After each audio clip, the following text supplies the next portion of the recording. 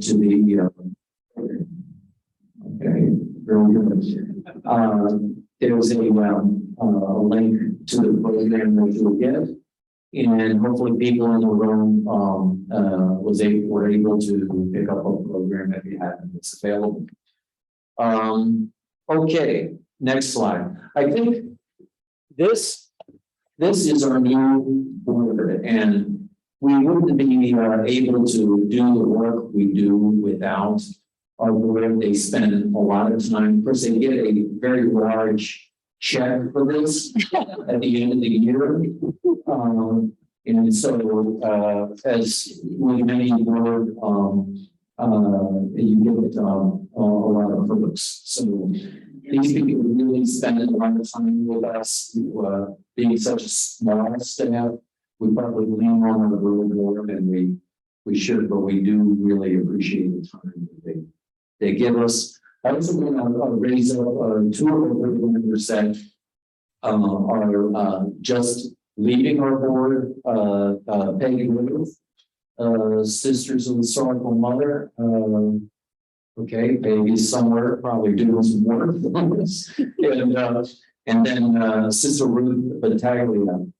Sister Ruth, I know, is in the back. Thank you. And so let's have some appreciation for her.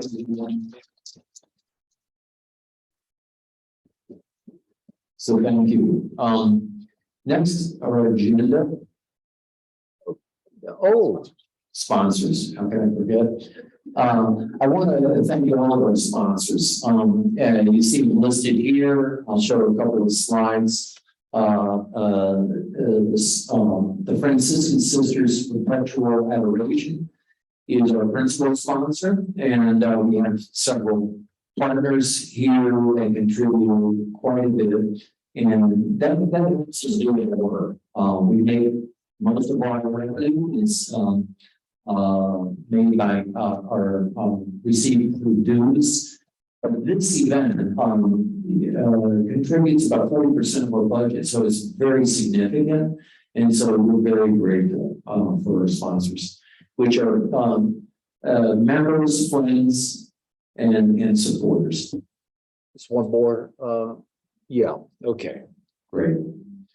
Thank you to all of you. And now our agenda. Yeah. And I'm going to be followed by Cindy Dolan of River Water Partners.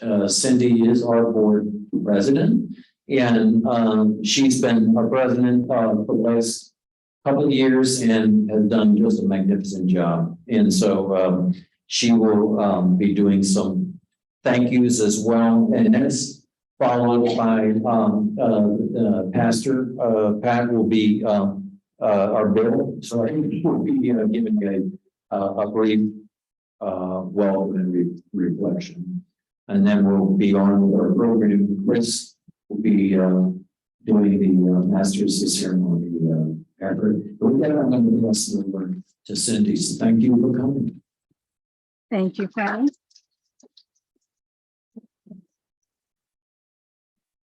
I think so. Can you all hear me?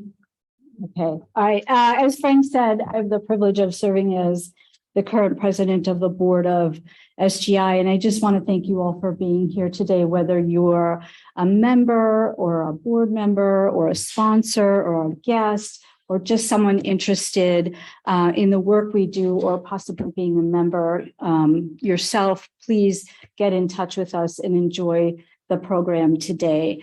We're really delighted to have a panel and keynote speaker today talking about a topic that you can't help but hear about in the news every day, which is doing business in conflict areas and the human rights due diligence that can be a part of that. So I want to thank Bennett Freeman, who's our keynote speaker, and also our panel, Shari Gittleman from Newmont Mining, Anita Dorett from ICCR, Sam Jones from Heartland Initiative, and Pat Zerega from Mercy. And with that, I would like to also thank Pastor Bill Knapp and Fox Point Lutheran Church for letting us host our event here today. It's a great venue, and they've been so helpful to make this possible. So, Pastor Bill, would you please come up and give a reflection?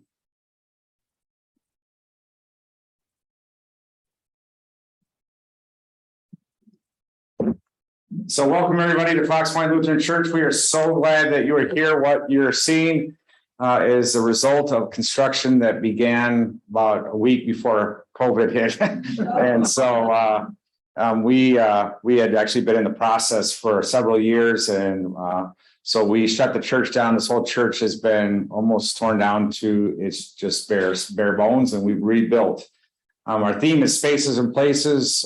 We have a great deal of new families and lots of kids.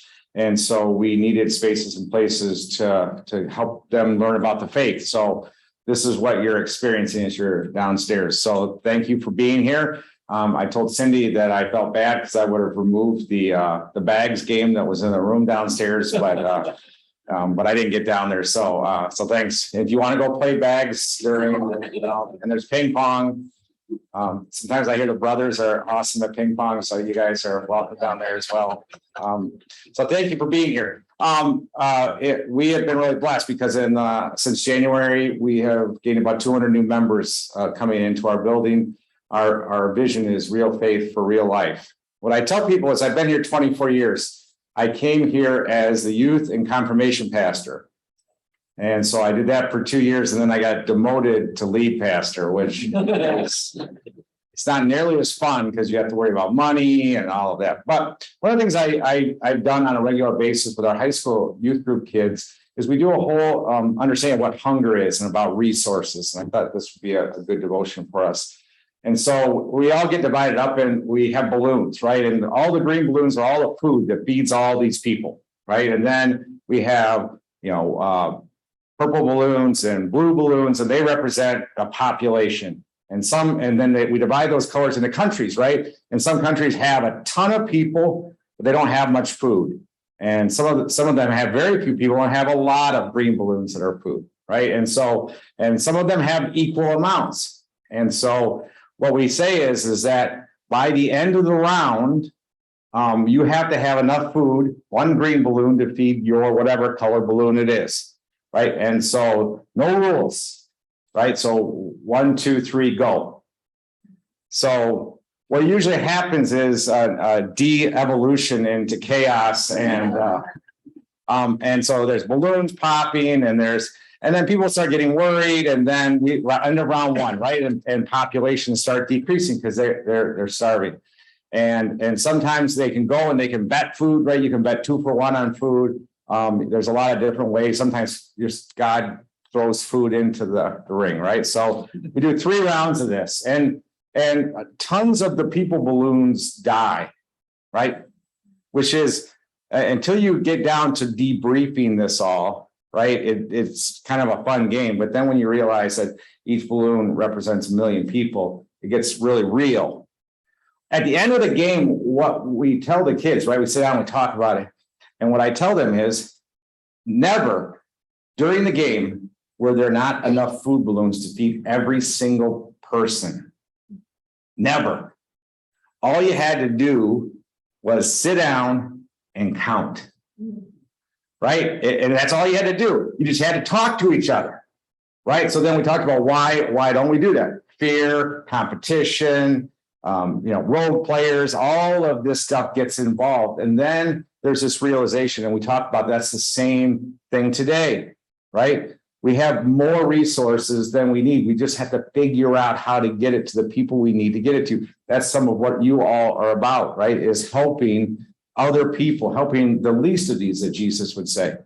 And sometimes all it takes is for us to get together and to talk and to pray and then to communicate and then to get it done. So thank you all for what you do. It's God blessed.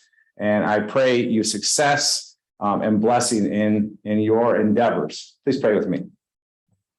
Holy and gracious God, we give you thanks because you have put us on a journey that is not always easy.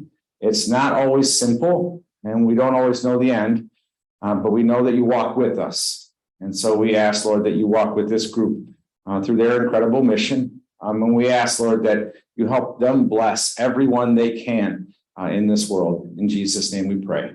Amen. Amen. Have a great, great night. Thank you.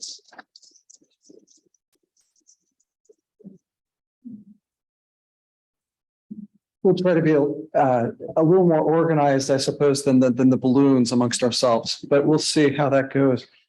You know, a year ago, I think it was, we started planning for this night. And what I can tell you is I am so glad you are here. And those of you who are here through the miracle of Zoom as well.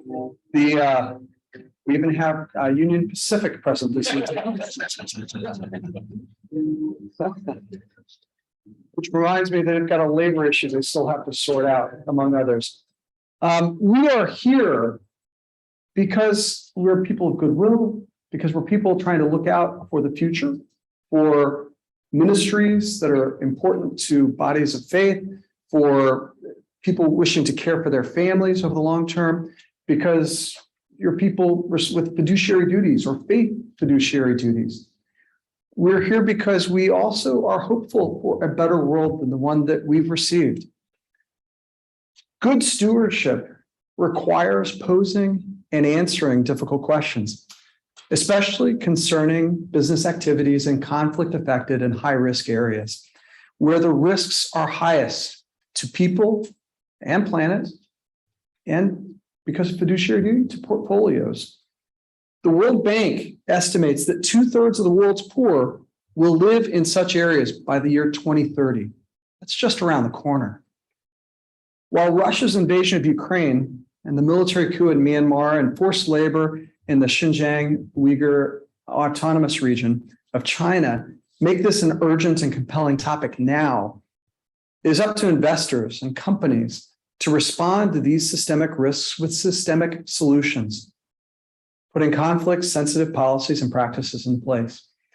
Tonight, with our guests, we will delve into those questions, into those issues. Conflict-affected and high-risk areas are a term of art. You know, lawyers and others use that kind of language, and it's defined by the OECD, the Organization of Economic and Community Development, right? Close, cooperative development. Organization of Economic Cooperation. Thank you. OECD defines it as the following: conflict-affected and high-risk areas are identified by the presence of armed conflict, widespread violence, or other risks of harm to people.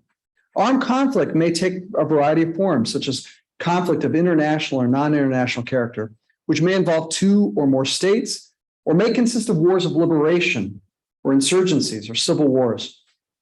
High-risk areas may include areas of political instability or repression, institutional weakness, insecurity, collapse of civil infrastructure, and widespread violence. Such areas are often characterized by widespread human rights abuses and violations of national or international law. So that's what the OECD says. And as we heard from Frank at the beginning, we want an event with your questions. So again, those on Zoom, through the chat box, through the Q&A feature, but also for those of you here present, please feel free to hang on to them, because there are going to be times we're going to ask for your questions, your comments, so that we can attend to those questions after the keynote and also in the panel discussion. Over the last 2 decades of a 4-decade career, Bennett Freeman has been an innovative leader in the responsible business and investment arenas. He is an associate fellow in the Chatham House International Law Program, chair of the advisory board of the Conflict Network, a member of the advisory council of the Investor Alliance for Human Rights, and a co-founder and steering committee member of Business for Ukraine. There's actually a whole lot more in the program, so I'm not going to give it all to you. But he advises multinational corporations, international institutions, NGOs, and foundations on policy and strategy related to international labor and human rights. In 2018, he authored the report Shared Space Under Pressure: Business Support for Civic Freedoms and Human Rights Defenders. He co-founded the Cotton Campaign and the Global Network Initiative and the Corporate Human Rights Benchmark, while serving from 2006 to 2015 as a senior vice president for sustainability research and policy at Calvert Investments, where he directed the firm's ESG analysis, as well as its shareholder advocacy and public policy initiatives. He's also served in the State Department with 3 Senate confirmed posts. He's got a long background. He's been in a variety of different perspectives on these questions, and we are so eager to hear his reflections that will set the stage for our conversation. Bennett, without further ado.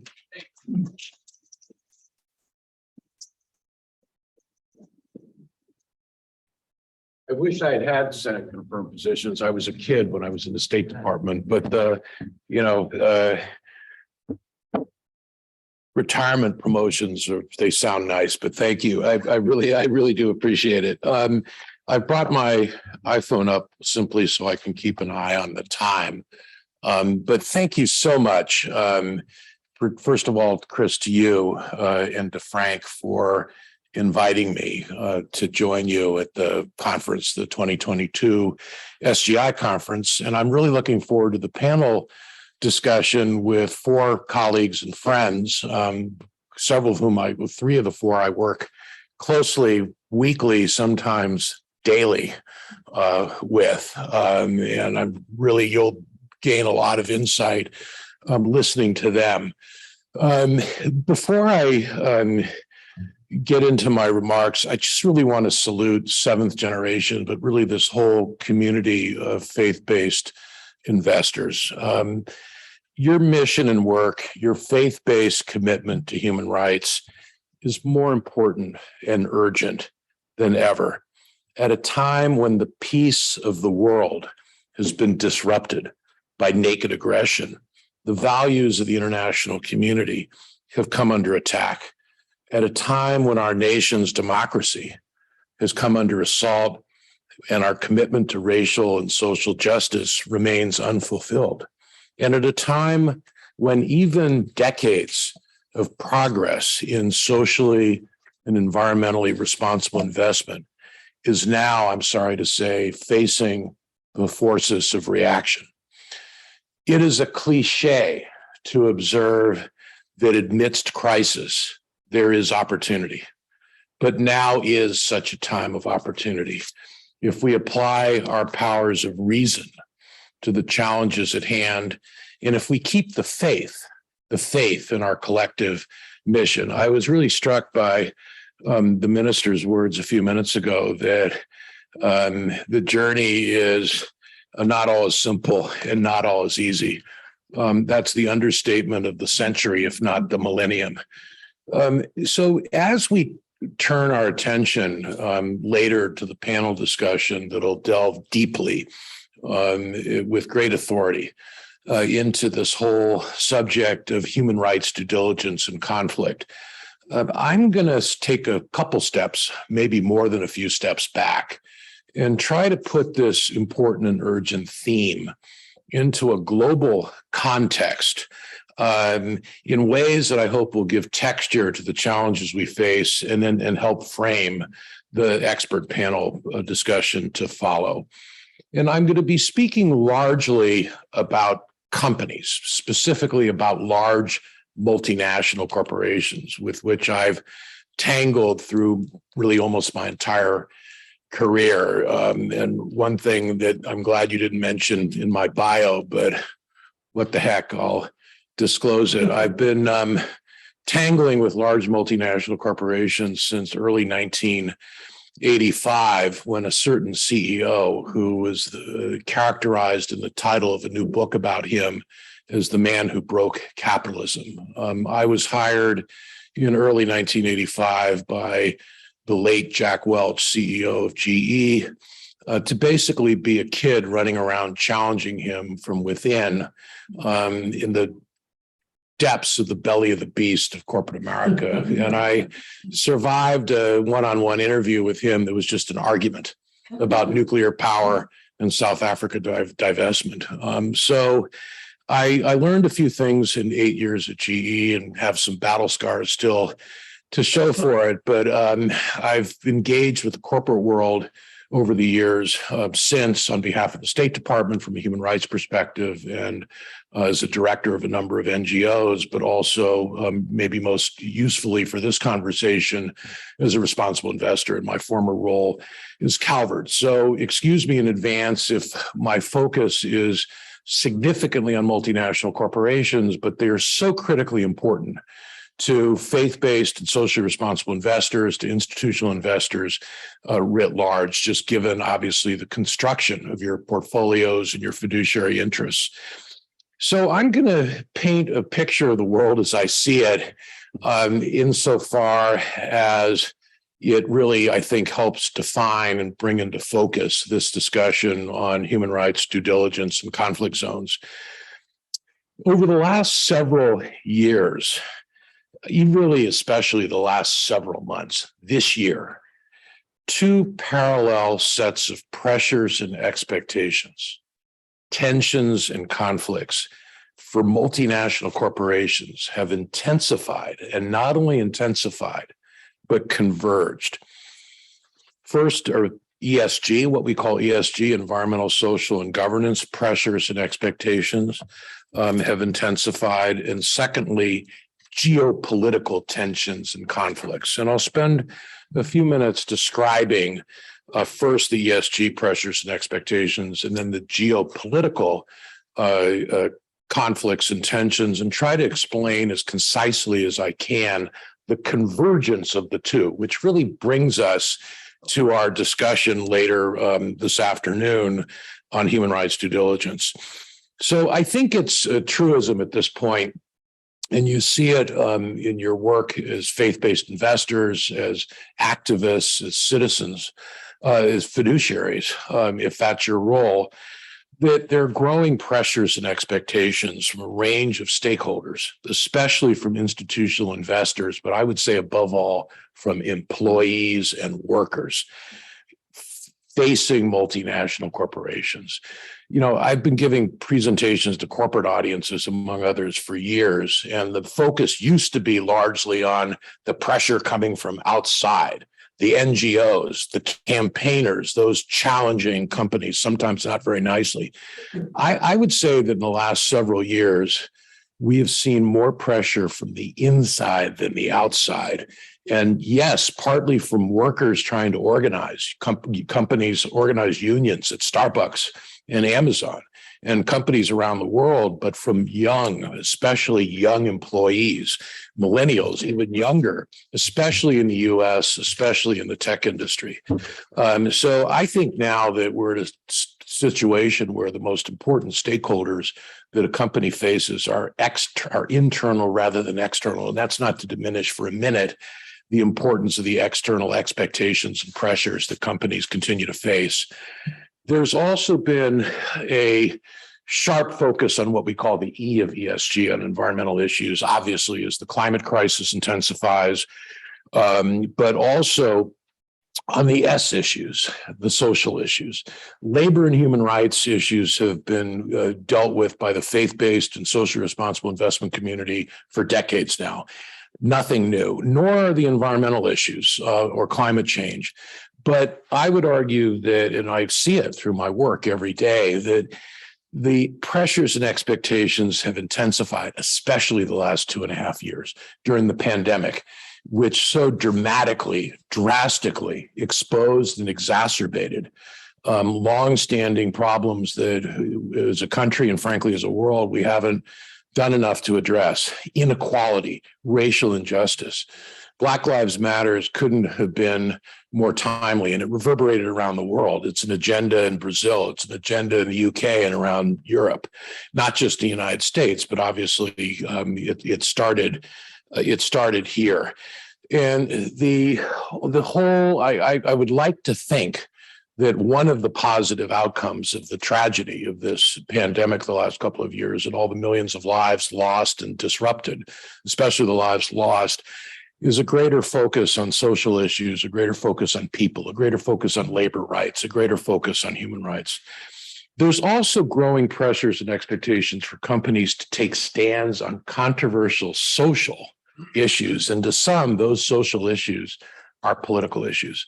And even if they're not framed as partisan political issues, they're seen and heard as partisan political issues. And on top of all that, and this is a topic I'm going to come to in 20 minutes or so as I try to wrap up the scene setting here, with all of this growing intensity of ESG pressures, and again, ESG, the acronym, environmental, social, and governance issues that companies face, often raised now by investors, there's at the same time an emerging backlash against this whole agenda you can even set aside the phrase ESG.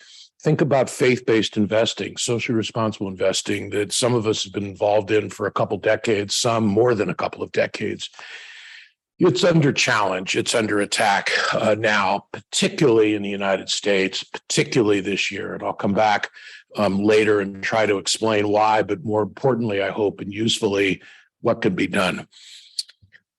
Turning to the geopolitical tensions. My gosh, I'm a foreign policy guy, I guess, among other things. And the world we're in 2022 is mind-blowing. And it was pretty mind-blowing even before Russia's invasion of Ukraine, which has taken us to a whole level of geopolitical tension and conflict that most of us haven't seen in our lifetimes.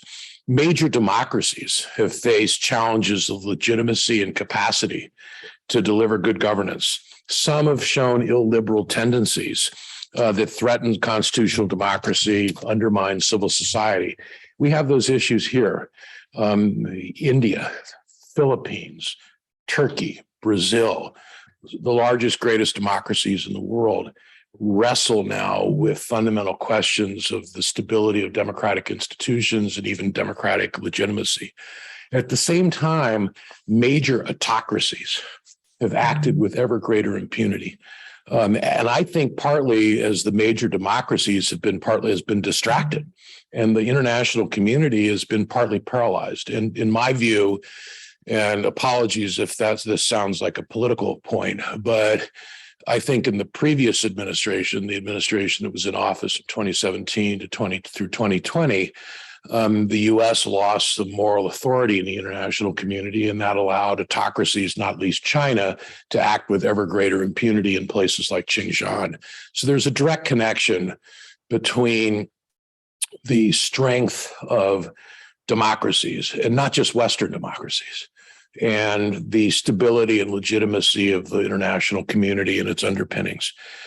China, of course, has attracted significant attention, and for good reasons, in terms of its treatment of the Uyghur Muslim minority, but for many other reasons as well.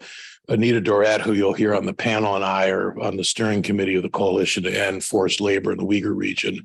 And the horrors of that situation, of massive forced labor, mass incarceration, invasive surveillance, cultural and religious desecration of people who happen to be Muslim wanting to practice their faith in peace is just horrifying.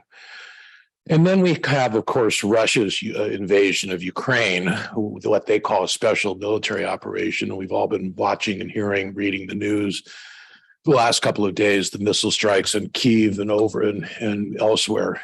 Sam, who you'll hear on the panel, and our colleague Rich are on the steering committee together of Business for Ukraine, and a couple of our colleagues based in Kyiv have been, fortunately safe, but lost power. But we're hearing in real time about what they're facing.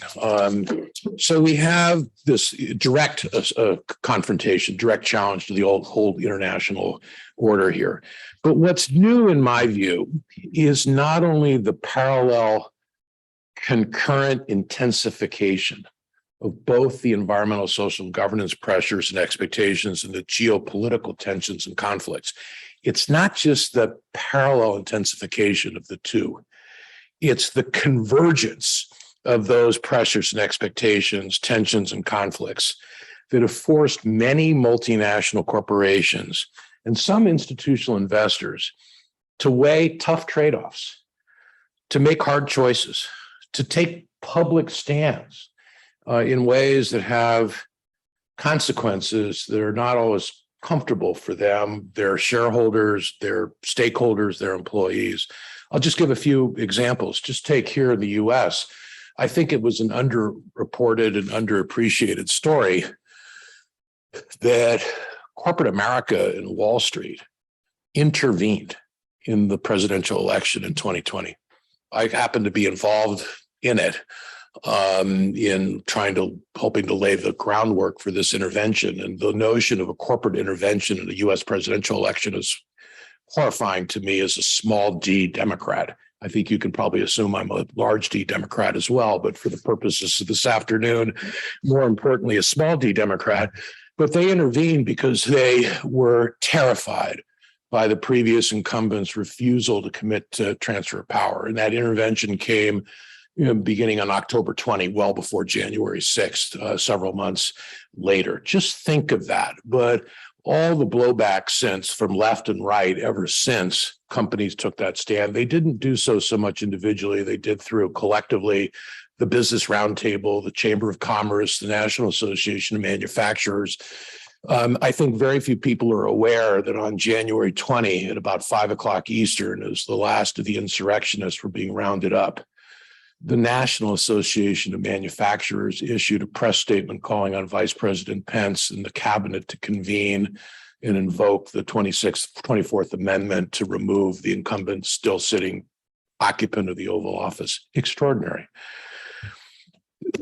That intervention appeared partisan to some, but I think that the corporate America and Wall Street were acting in good faith to try to avert systemic risk to American democracy, to the American economy, to the international financial system.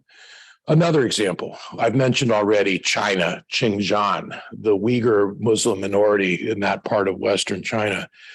We've seen an unprecedented decoupling from Xinjiang-based cotton suppliers by Western apparel brands, largely North American, US and Canadian, UK and European. And now the US government itself, thanks to a law passed by Congress and signed by President Biden on December 23rd, US apparel brands are now required by US law, or rather prohibited by US law from importing garments into the US market that might contain content from Uyghur people, Uyghur forced labor. But there are dilemmas still. Just think about this. If you're a major multinational corporation, China's not just a sourcing platform. It's the biggest economy and the largest consumer market in the world. Do you really want to be out of China forever? And then what about your employees there? I happen to talk pretty frequently with H&M, we all know H&M, they're Swedish, they're based in Stockholm. They've had legitimate concerns about the safety of their employees in China. So balancing these commercial interests and ethical values, profit and principles in the world's largest economy and consumer market, it's not always easy. Not always easy. Take Russia and Ukraine. Again, an issue that Rich and Sam and I work on together daily, and Anita's colleague, Rebecca DeWinter, on behalf of the Investor Alliance for Human Rights, is involved with weekly, if not daily. Just take that. Yes, there's been an unprecedented exodus of Western companies from Russia, but there are at least as many Western corporations still in Russia. They don't want to get out, mostly for profit reasons. They don't know how they get back in, but some of them may have legitimate concerns. And this is something that we debate among ourselves. What if you're a pharma company, for example, and you think that you're supplying life-saving medicines to Russian civilians? Is there a moral quandary there? Let's say you're an internet service provider. Do you really want to have Russian civil society taken offline, taken off the internet? There are some issues, even though, Rich and Sam and I, among many others, work on this issue every day to try to get Western companies out. But there's some areas of gray. What's black and white is Russia's naked aggression against Ukraine. Take Burma, Myanmar. There you had just an unprecedented, harsh crackdown with human rights defenders, activists executed for peaceful protest just several weeks ago, over a month ago now. And Western companies, especially American companies, went back in beginning a decade ago when the transition to democracy started with Aung San Suu Kyi and the US sanctions were lifted. And now think about the dilemmas. Some of those companies, they don't know if they should stay or they should go. They think that maybe they don't want to be supporting the regime, revenue, resources, infrastructure capability, and at the same time, they don't want to walk away from employees. There's a whole debate in the business and human rights world, in the responsible investment world, about what we call responsible exit. How does a big company weigh different factors, ethical, practical, policy matters, operational matters, to make these choices about responsible exit? So I can't emphasize enough that the trade-offs that companies have to weigh, and the choices made and the stands taken, are not always easy. And what is clear are the black and whites of what's evil in the world. We know that. That's why, we're people of faith, we're people of commitment, we are people committed to human rights. But there are dilemmas embedded in all of these issues. And I would say that for corporations, that they're forced to take choices now that are increasingly have zero-sum outcomes. That means that someone wins, someone loses. We used to think of this nice corporate social responsibility world as win-win for everybody. Well, that was a mirage from the beginning, in my view, and I've been in it from almost, not quite, but almost the beginning. We're now in a world of very tough choices and consequences. So I think that what's really at stake here is how companies and the investors who own the companies navigate this turbulent world of ours in ways that can respect the fundamental standards, rules, and norms of the international community. That's really what's at stake here. We wrote a declaration, Sam and Rick and I and a couple of our Ukrainian colleagues wrote a declaration for business and for Ukraine this summer. And one of the key lines was that Russia's attack on Ukraine is an attack on the international order. We believe that. That's what's really at stake here. So human rights due diligence comes into this context. It's just so critically important to understand that there are standards and tools available to companies and to investors alike to assess risks, to understand whether to stay or go in a particular situation, to analyze different options. There's a long history, really, of human rights due diligence. It goes back to 2000 with the establishment of what became the global human rights standard for oil and mining companies. I was involved in that at the State Department. The first ever human rights impact assessment in the world was commissioned and conducted for BP, the oil company, in a conflict-ridden province of far eastern Indonesia as far back as 2002. So this agenda goes back a long, long time, but it was the UN guiding principles on business and human rights, led by the late Professor John Ruggie, that really elevated and consolidated the whole idea of human rights due diligence.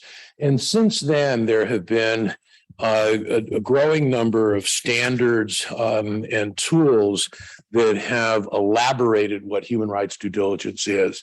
One of the most significant is the OECD. We've already heard Chris refer to the OECD due diligence guidance for responsible supply chains of minerals for conflict in high-risk areas. Very specific, but hugely influential. Most recently, just a couple of months ago, the parts of the UN came together to produce a really important document called Heightened Due Diligence for Business and Conflict-Affected Contexts. A dense document, but one worth reading and using.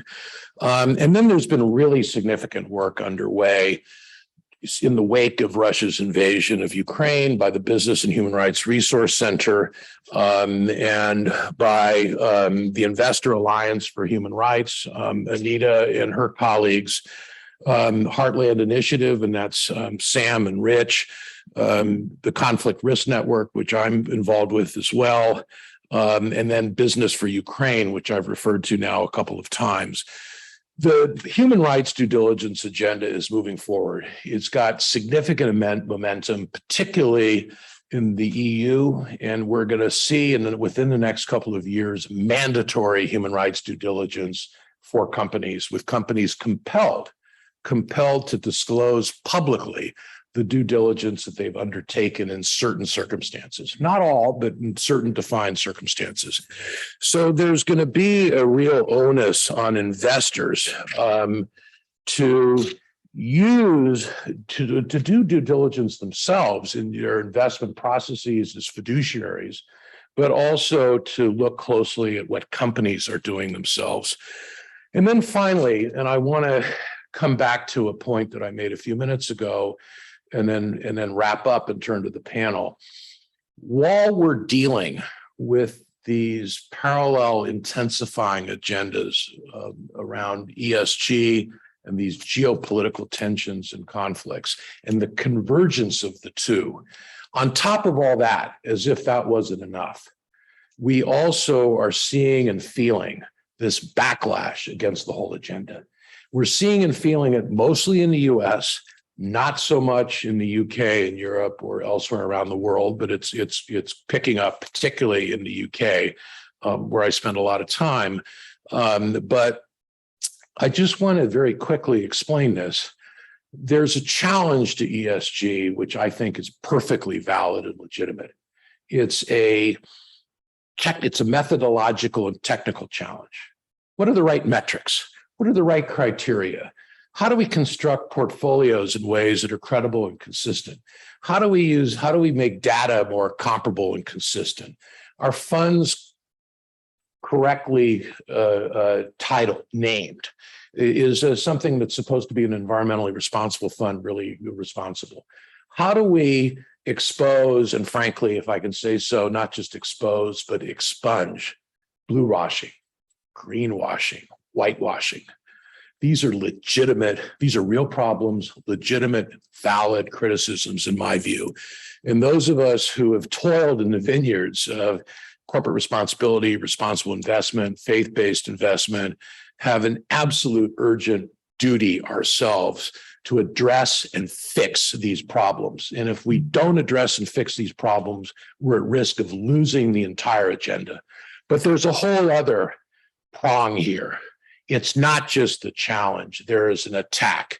And the attack, I'm sorry to say, is political and it's ideological. It comes especially from the right, I'm sorry to say, and it's especially comes from in the United States. And it's an attack not just on what we call ESG or socially responsible or faith-based investing. It's an attack on the very fundamental notion of corporate responsibility. It's an attack on the idea that companies have any responsibilities, any significant responsibilities socially or environmentally to employees, to workers, communities, even to shareholders. And it's my own view, for what it's worth, that if this attack were to succeed, it could take us back a half a century to Milton Friedman, the famous, to some infamous, but famous and obviously brilliant and credentialed economist at Stanford, who felt very honestly and through a lot of research and reflection that the primary social responsibility of business is to make a profit. You know, this is a long enshrined view, and many of us in the room have spent years, if not decades, trying to widen the definition of the responsibility of business. But this attack, not just a critique, an attack on ESG is much broader and deeper, and it has insidious implications. And so my view is that the challenge and the attack are intimately related.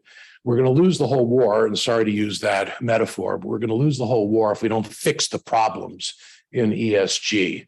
Then if we can fix them, and we won't fix them perfectly, we won't fix them consistently or as quickly as we'd like, but we can fix them. There are initiatives underway to fix the metrics, to adjust the definitions, to get the names straight. But then we got to circle the wagons, in my view, and defend the whole agenda. We've come so far. So let me just end on a pretty even more direct note, which is that what we have to do, if you're a fiduciary, if you're a portfolio manager, if you're a responsible investor, you want to make a good return, you've got to do research. You've got to do analysis. You've got to do due diligence. These are critically important things that we all have to do, we have to care about. And it's not just lip service, it's real. And if we don't do them, we have no credibility and no impact in the world. But at the same time, it's values at stake, it's ethics. And I just want to close by quoting somebody who I had the real privilege of getting to know and work with in the late 90s, early 2000s, who at that point was already late in life. He passed away in 2011. Some of you may have heard of him. An English guy who was distinguished enough to have received a knighthood as far back as the 1970s, Sir Geoffrey Chandler. And he spent most of his career at Shell, very senior executive at Shell. He had some senior positions in the UK government. And in his retirement, he founded the business group of the Amnesty International, their UK section. And this was in the wake of the execution by the Nigerian military junta in 1995 of Ken Saro-Wiwa, the Ogoni Nine, and the firestorm of criticism directed at Shell for not intervening to try to avert those executions, given Shell's huge position at the time and still in Nigeria. So Sir Geoffrey Chandler, as eloquently and persuasively as anybody I've ever heard, would make the business case for human rights. But what he said over and over, and I can never talk about business and human rights without quoting this, he said over and over, to hell with the business case. It's about doing the right thing. He remains right. It is about doing the right thing. Human rights due diligence is about doing the right thing, and it's about keeping the faith, and you've kept the faith. So onward together and onto the panel. Thank you.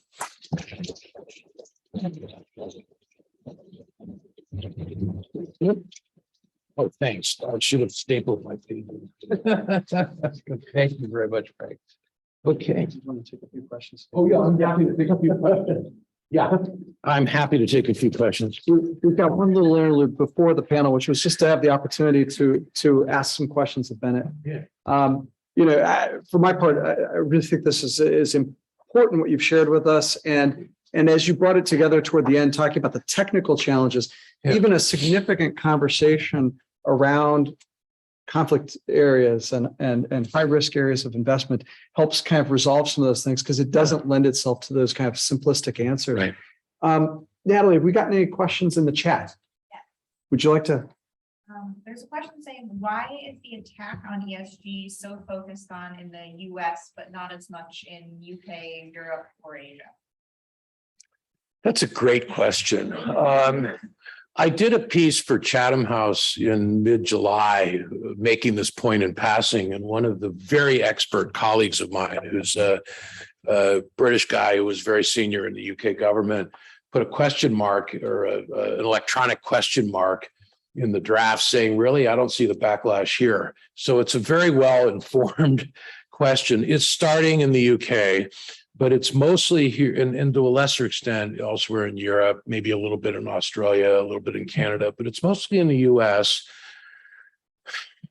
because, I'll just say it, our politics have become, as we know, and this is, I think, a statement of fact rather than opinion, our politics have become increasingly polarized, and issues that had been not so highly political charged have become increasingly charged politically in the last several years. And a particular group of politicians, and they mostly are in one party, in fact, they're entirely in one party, have weaponized the ESG agenda for the midterms, for the 2024 presidential election. We see it at the state level with state treasurers who who oversee pensions.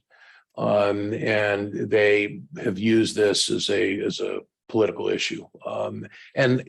But they've been able to do so partly because there really are serious problems embedded in ESG that I referred to quickly in passing. So they're not making it up entirely, but this is a political and ideological crusade.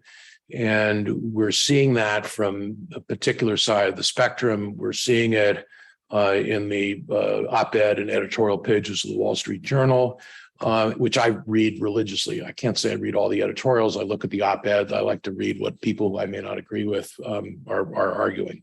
But it is largely a U.S. phenomenon. And I guess the other reason is that in the UK and especially continental Europe, there's a longer established tradition and understanding of, if they may not call it corporate social responsibility, but of cooperation across sectors. It's well known, for example, that in West Germany, in the post-war period before the reunification of Germany, that you had trade unions and still do on corporate boards, co-determination, they call it. You've had that in the Netherlands and Scandinavia to varying extents. There's a social compact or social contract that's been implicit, if not explicit, in continental Europe, and to a lesser extent the UK, to a greater extent than we've had in the US, that does posit some notion of corporate responsibility. So I think that's the other part of the explanation. But thank you. It's a great question.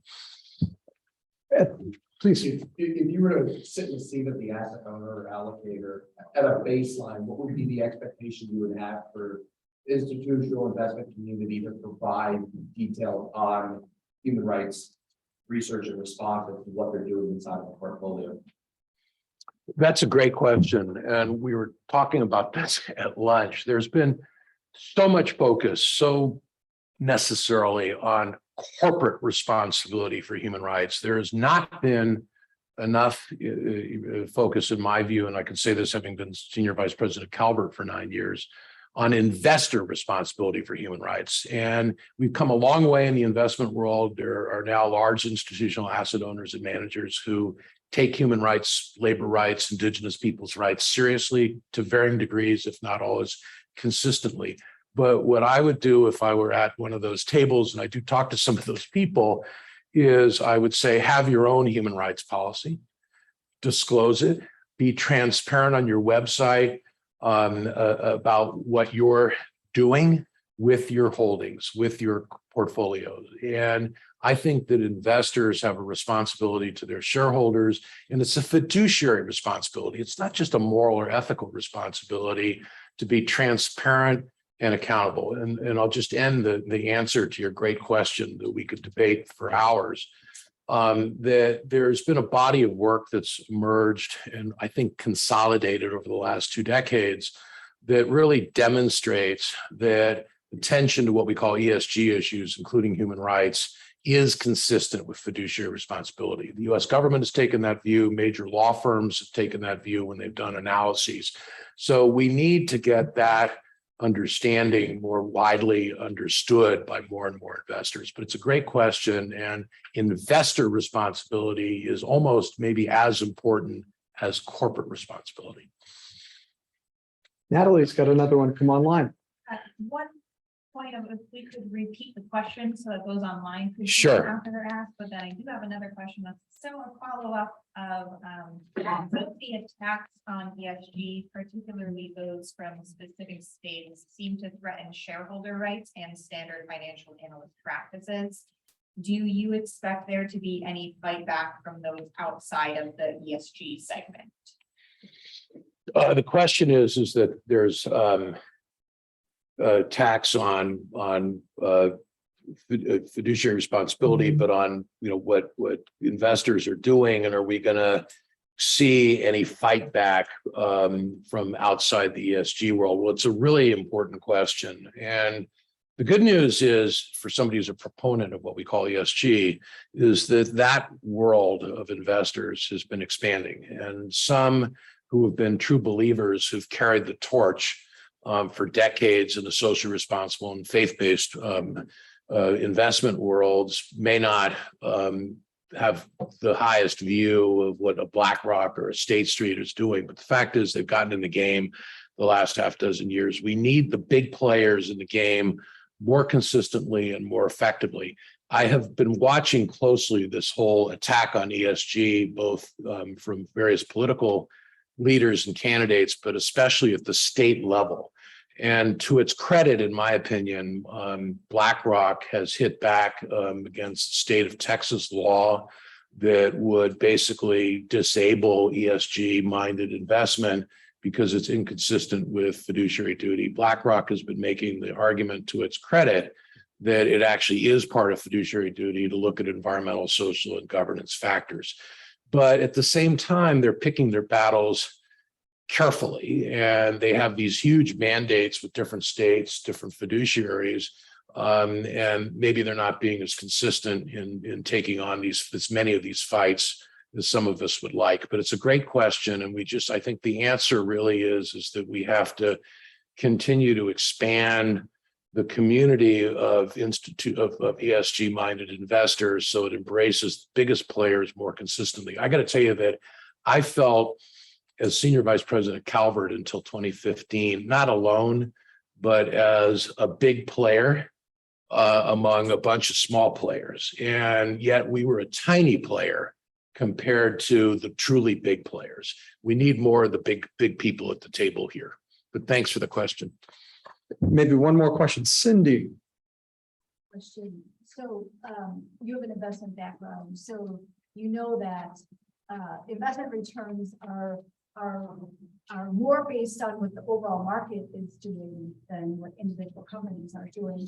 And so given that overall markets do best when we have a well-functioning society and a resilient planet, can't you easily make the case that there is a business case for paying attention to these things? Of course, there's a business case.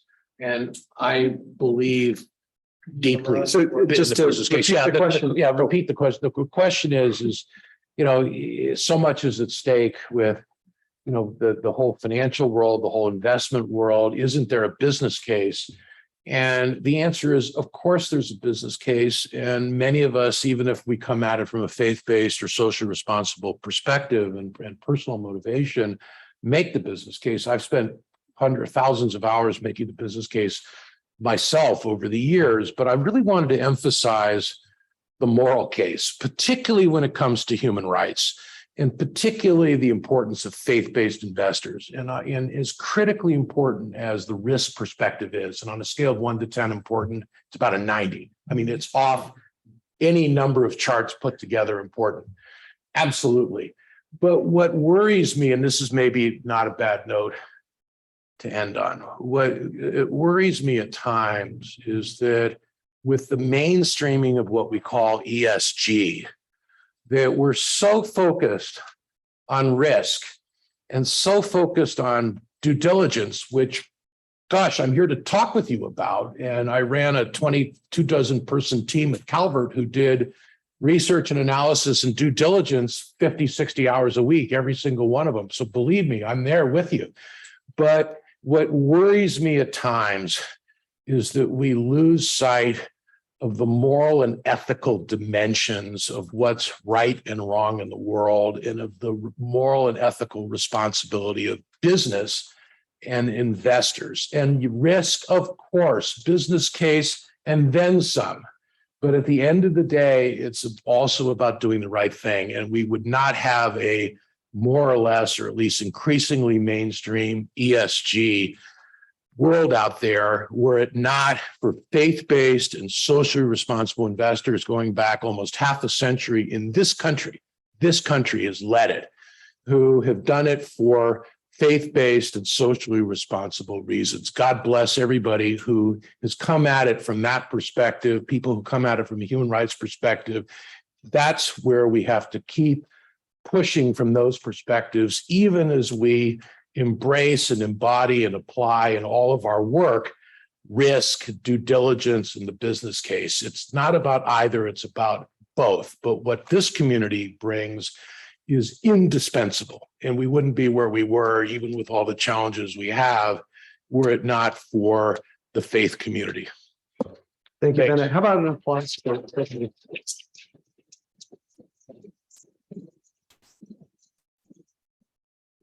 and I'll ask our panel, those physically present to come forward, and we've got Shari present with us up on the Zoom.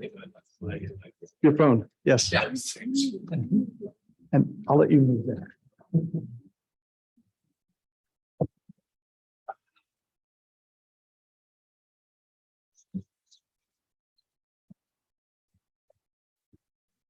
microphone. It's like old time radio hour, guys. That's awesome. There are two parts. That gets to Zoom. This is what we're also going to use so that they can hear us clearly in the room. Okay. So, and thank you, Neil. And again, Bennett, thank you for setting the table for this part of our conversation. Let's begin with Sam Jones. Sam is the president and co-founder of the Heartland Initiative. And prior to co-founding the Heartland Initiative, Sam worked as associate director of the Human Rights Program at the Carter Center, where he managed programs in the Democratic Republic of Congo on human rights and industrial mining. Sam also has experience in the occupied Palestinian territory, Lebanon, Afghanistan, and we are thankful for you being here with us, Sam. So just to start, along with Bennett, you've done a lot of critical work with Business for Ukraine, as well as your own extensive history with other areas. To what should we as investors and faith-based investors and as asset managers, where should we be putting some of our attention and our focus? Yeah, sure. Thanks, Chris. First of all, I think we should be paying attention to the who. So you alluded to my career before co-founding Heartland Initiative, which was about 15 years in international humanitarian aid, development, and advocacy. And given the setting, I should specify that was a career that started as a young adult volunteer with Presbyterian Church USA. And during that time, during those years, I spent a lot of time with folks who had lost loved ones to cluster munitions, who had lost their homes to demolitions by bulldozers, who had lost limbs to working in pit mines. And so I think we have to pay attention to the people who are on the receiving end of corporate activity in conflict-affected and high-risk areas. Fast forward to today, in the last 48 hours, we've seen Russia further escalate its war of aggression against Ukraine, in which 10,000 have been killed, millions have been displaced, making it one of the largest humanitarian and refugee crises of modern times. So I think we must pay attention to those directly impacted by the conflict, the perpetrators of those conflicts, and the companies involved for good or ill. Second, we should be paying attention to the where. So you stole my quote on the World Bank, but I think it's worth repeating that by 2030, fully 2/3 of the world's poor will live in fragile and conflict-affected settings. From an emerging markets perspective, that is nothing short of revelatory, really. And it's in these areas where there are the most severe human rights risks to people, and at the same time, the most severe financially material risks to companies and by association, their shareholders.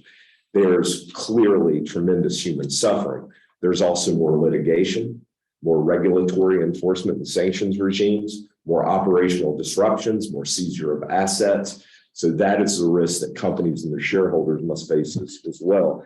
Now, that's not to say that business activity shouldn't take place in conflict-affected and high-risk areas, but that gets us to the third priority of what we should be paying attention to, and that's the how. And this gets into the point around human rights due diligence. So how are companies causing, contributing to, or directly linked with human rights harms and conflict? And the answer to that question may not be as simple as we would expect.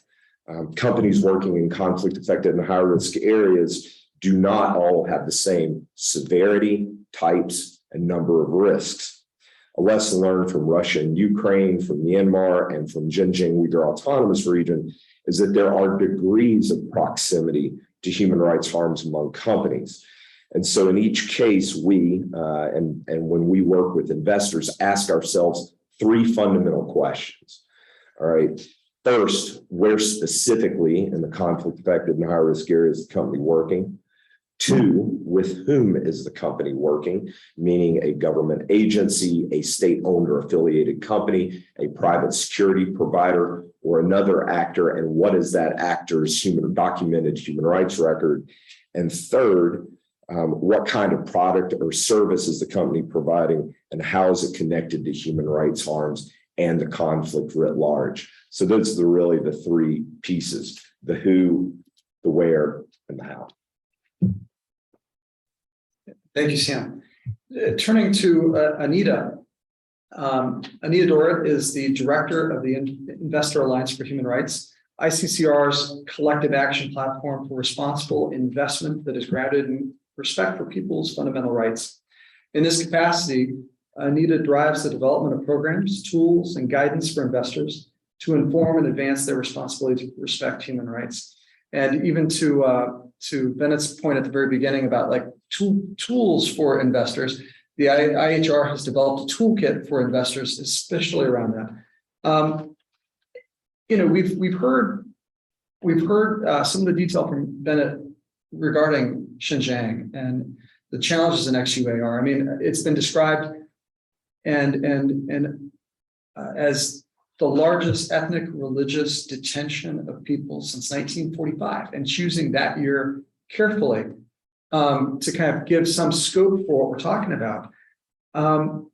Anita, you lead IHR, and can you talk about how the UN guiding principles relate to a company's operation in conflict zones, and especially with respect to those who source from a place like Xinjiang? Thanks so much for that, Chris. And I did kind of want to pick up a little bit on what Bennett said as well, and then the UN guiding principles, the idea that we've been talking about corporate social responsibility or corporate responsibility for their human rights risks, and not enough about investor responsibility. And so in that context, the Investor Alliance for Human Rights, we're an initiative of ICCR. Our sole focus in that sense is to really engage with the broad investor community, not just yourselves as faith-based and socially responsible investors, but the broader investor community, to bring them along on the same journey that you took 50 years ago, and to bring them along to say, this is your responsibility to respect human rights.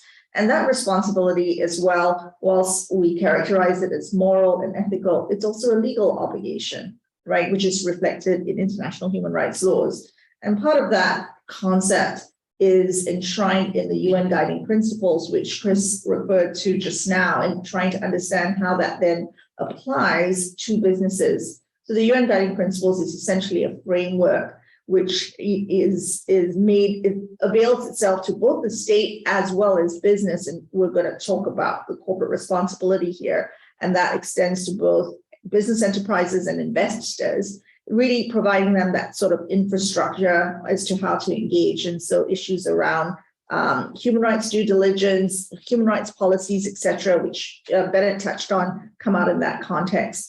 And the UN guiding principles also recognizes the fact that businesses need to be aware of how their business activities in conflict affected and high risk areas increase the risk of fueling conflict and negatively impacting human rights. So the UN guiding principles has a number of principles. Principle 7 really hones in on the issues related to how to do business, how to continue investment activities, which is then interpreted on through the OECD guidelines. Need to continue to look at their activities, their relationships, and their possible responsible divestment out of these areas. So one of the things that they do talk about in that context as well, using the UN guiding principles, is we talk about human rights due diligence, but recognizing that in conflict affected areas, really it's where the human rights regime cannot be expected to function as intended.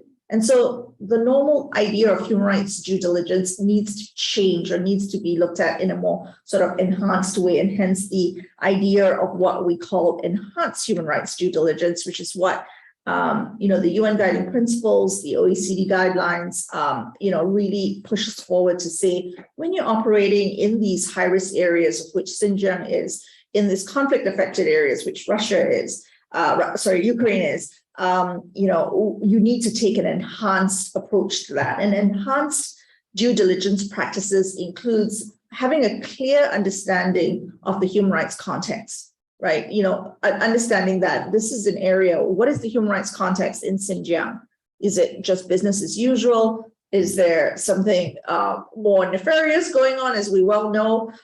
Really accurately identifying human rights risks, developing more effective measures to address negative human rights impacts, and ensuring that any measures that we take to address that are not itself causing unintended consequences.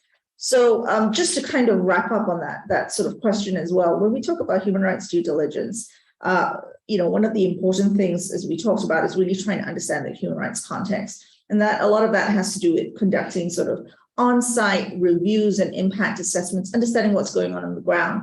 However, in the Xinjiang region, because of the repression, because that's state-imposed repression, cultural genocide, really, that's what's going on there. Any kind of on-site assessment and review is seen to be meaningless. And so in that context, we need to really then take a broader view of things. What are the human rights reports that are already out there?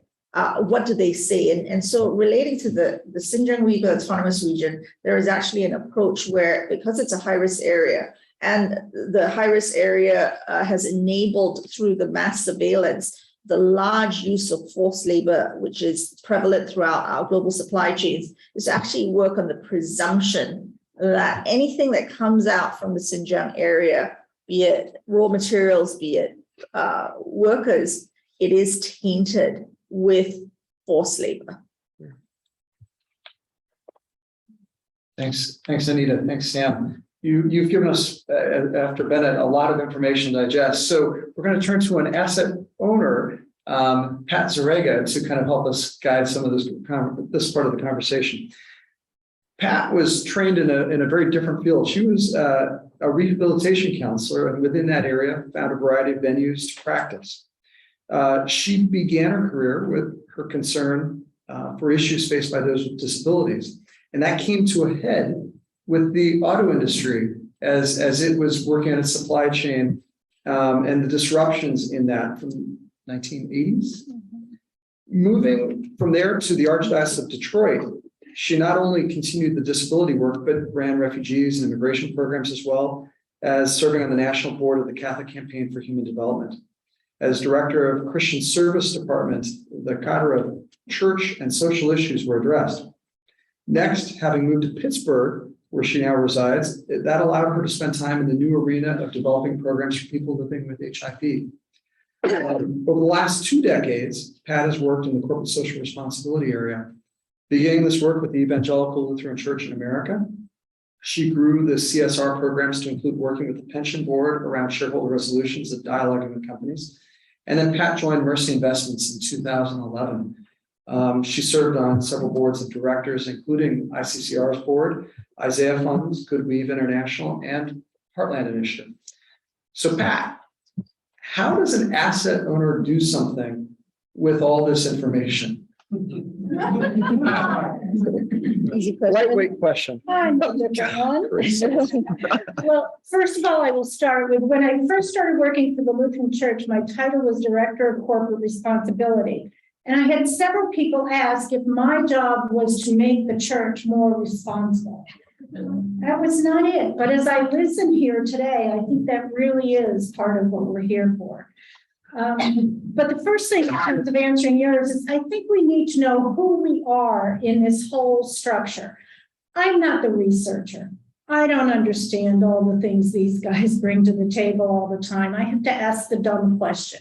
I'm not the asset manager of making the decision to buy this fund or that fund or this particular stock.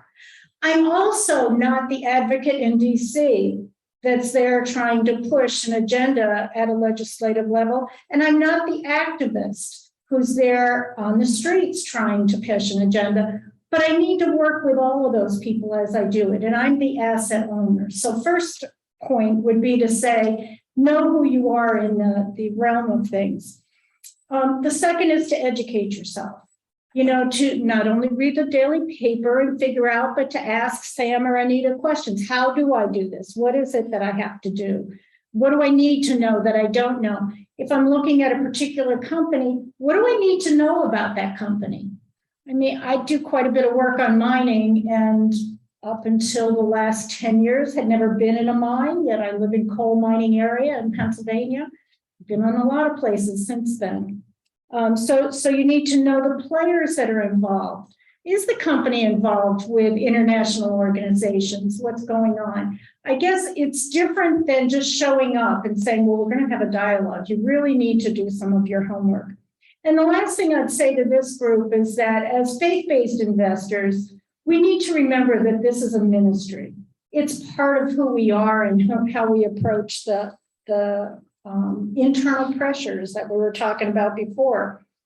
I sometimes think that, you know, we're kind of just off to the side. We're the corporate responsibility person. We're following through. We do shareholder resolutions, and we don't always claim this as one of the ministries that we can be doing. Some things were mentioned. The Episcopal Church 50 years ago now was one of the first faith-based institutions to file a resolution.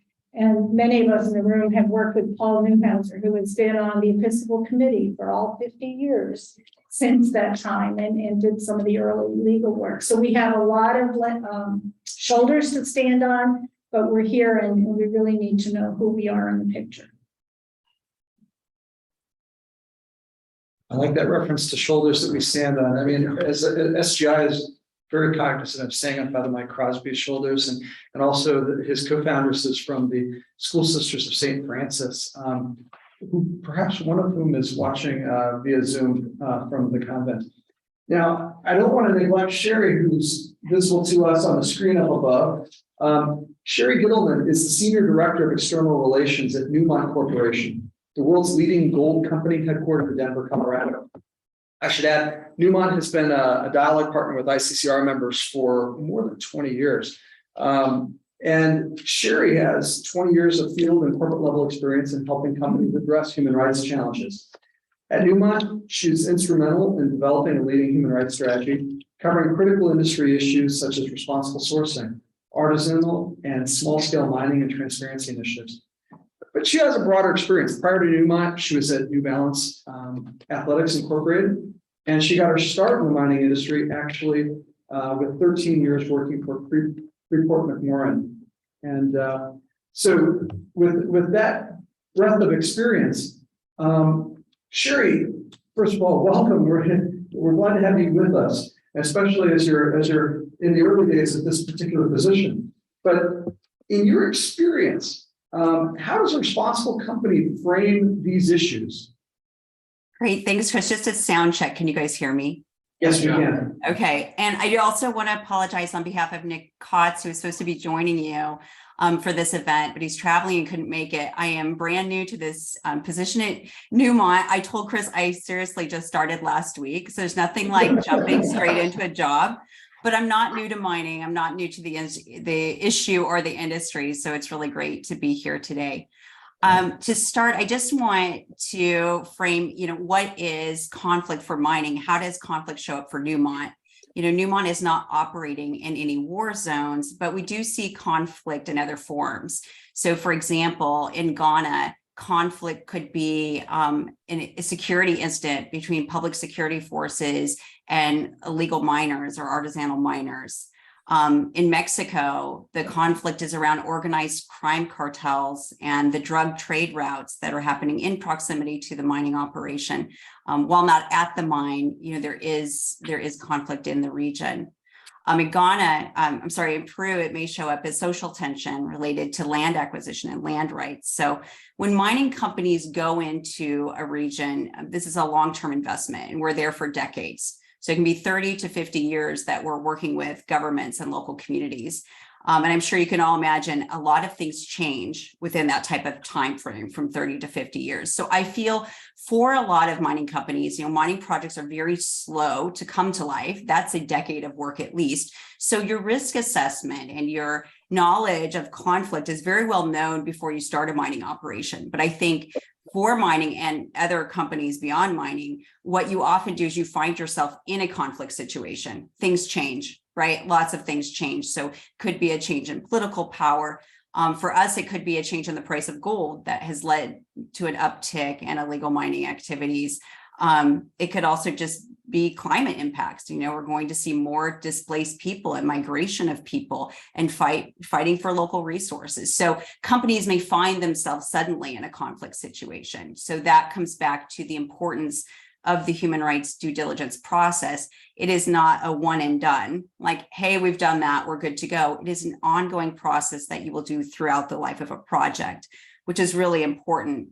And I think for Newmont, it's not only these external factors that I've mentioned, but it's thinking very carefully about our decisions and our actions. Are we exacerbating a problem? Are we helping to prevent a problem? How are our actions having impacts?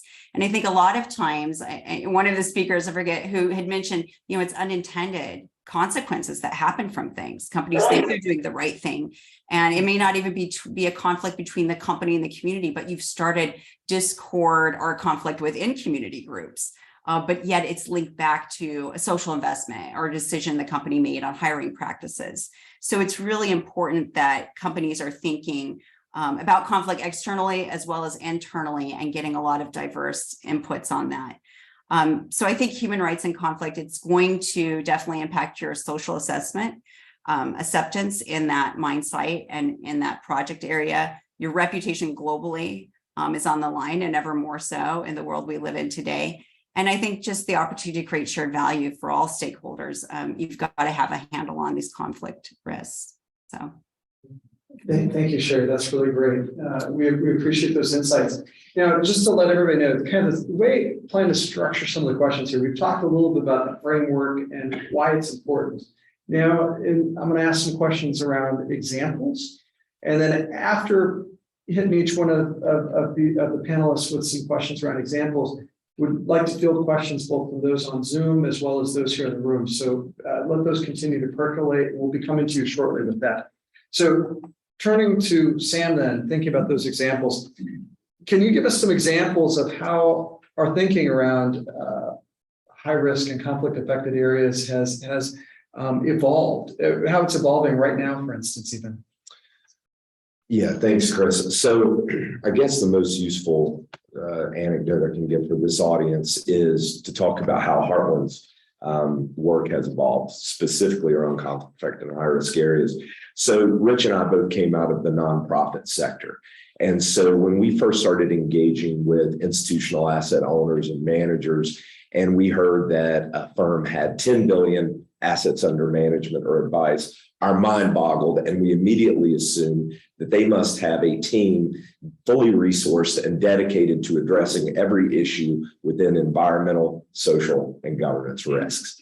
Cue the laughter from everyone in this room. So we were quickly disabused of that by friends turned, mentors like Pat Zerega. And so we asked ourselves, how do we go about focusing investor attention, maximizing limited resources, and most importantly, addressing the most severe social risks, whether that's in a company's value chain or across an entire portfolio? And that is one of the reasons that we use conflict analysis and the conflict lens, whether we're doing a singular company engagement or doing an entire portfolio review. It has three pretty distinct advantages. So number one, it incentivizes engagement by the company that perceives a broader array of risk across its operations in multiple conflict affected and high risk areas, thus implicating a greater percentage of operations and revenues. It incentivizes more participation by a greater number of investors who may prioritize different geographies, different issues, different sectors, but it's all covered under this human rights and material risk umbrella. And most importantly, it addresses a greater number of impacted individuals and communities across a company's particular value chain by trying to advocate for a systemic conflict-oriented response to a set of systemic conflict-related risks. To give you a practical example, I can talk about Total Energies. So Heartland, in the wake of the coup in Myanmar, Heartland helped organize a coalition of 38 American and European institutional investors with a little over $4 trillion assets under management, all of whom were major shareholders in Total Energies. And the engagement was twofold. One, it was based on the fact that their ownership of the Adana pipeline in Myanmar was the single largest source of revenue to the military junta that seized power from the democratically elected Burmese government. The second part of that engagement was that they had risk across multiple conflict affected and high risk areas, whether that was in Mozambique, Russia, Equatorial Guinea, etc. And the engagement was to encourage the company to develop a heightened human rights due diligence process that they would use across conflict affected areas. Now, ultimately, Total decided, including citing shareholder pressure, to withdraw from Myanmar, which arguably had both positive and negative benefits. But we're continuing to engage the company, and the premise for that engagement is they claim that each conflict is special, and you can't determine one conflict. You can't apply the same set of criteria from one conflict to the other, and that it didn't represent a systemic risk. In the last 16 months, Total has declared force majeure of $20 billion in Mozambique. It withdrew from Myanmar. It recently sold the majority of its assets in Russia, and it had its most historic banks and public insurers publicly refuse to fund the East African crude oil pipeline, specifically due to the perfect trifecta of climate, biodiversity, and human rights related risk. So the argument, and using this argument, is to try and get policy and practice reform at this company. That's just one example. And thank you for your leadership in that with that particular company. So Anita, can you speak to withhold release orders and the Uyghur Forced Labor Prevention Act and some of its impact on the sourcing from Xinjiang and American companies?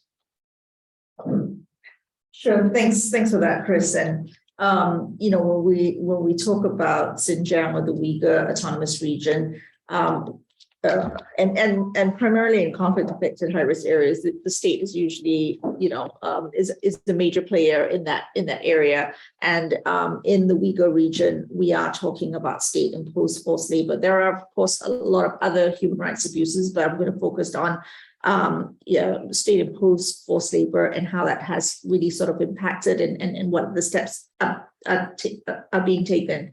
And so if you look at just kind of taking a little bit of a step back, when we talk about forced labor, which in supply chains, which is something that a lot of us here have been engaging on for decades, just on looking at the ILO's latest figures that they reported, 17.3 million people are in forced labor situations in the private sector, and you have over 4 million people in situations of state-imposed forced labor. So that's kind of what we're talking about. And when you're looking at state-enforced forced labor, we spoke a little bit about this afternoon at the members meeting. Really need to take slightly different approach in terms of the engagement strategies. So what you have in the United States already is a trade ban under the 1930 Tariff Act, which is just looking at any kind of goods and services that are being imported in the United States that could be made with forced labor, child labor, or prison labor. And in that context, with the WROs or withhold release orders, it's a tool that's primarily directed, it's a trade ban. So it's primarily useful in a situation where we're talking about the forced labor that has come up as a result of commercial activities rather than state-imposed forced labor.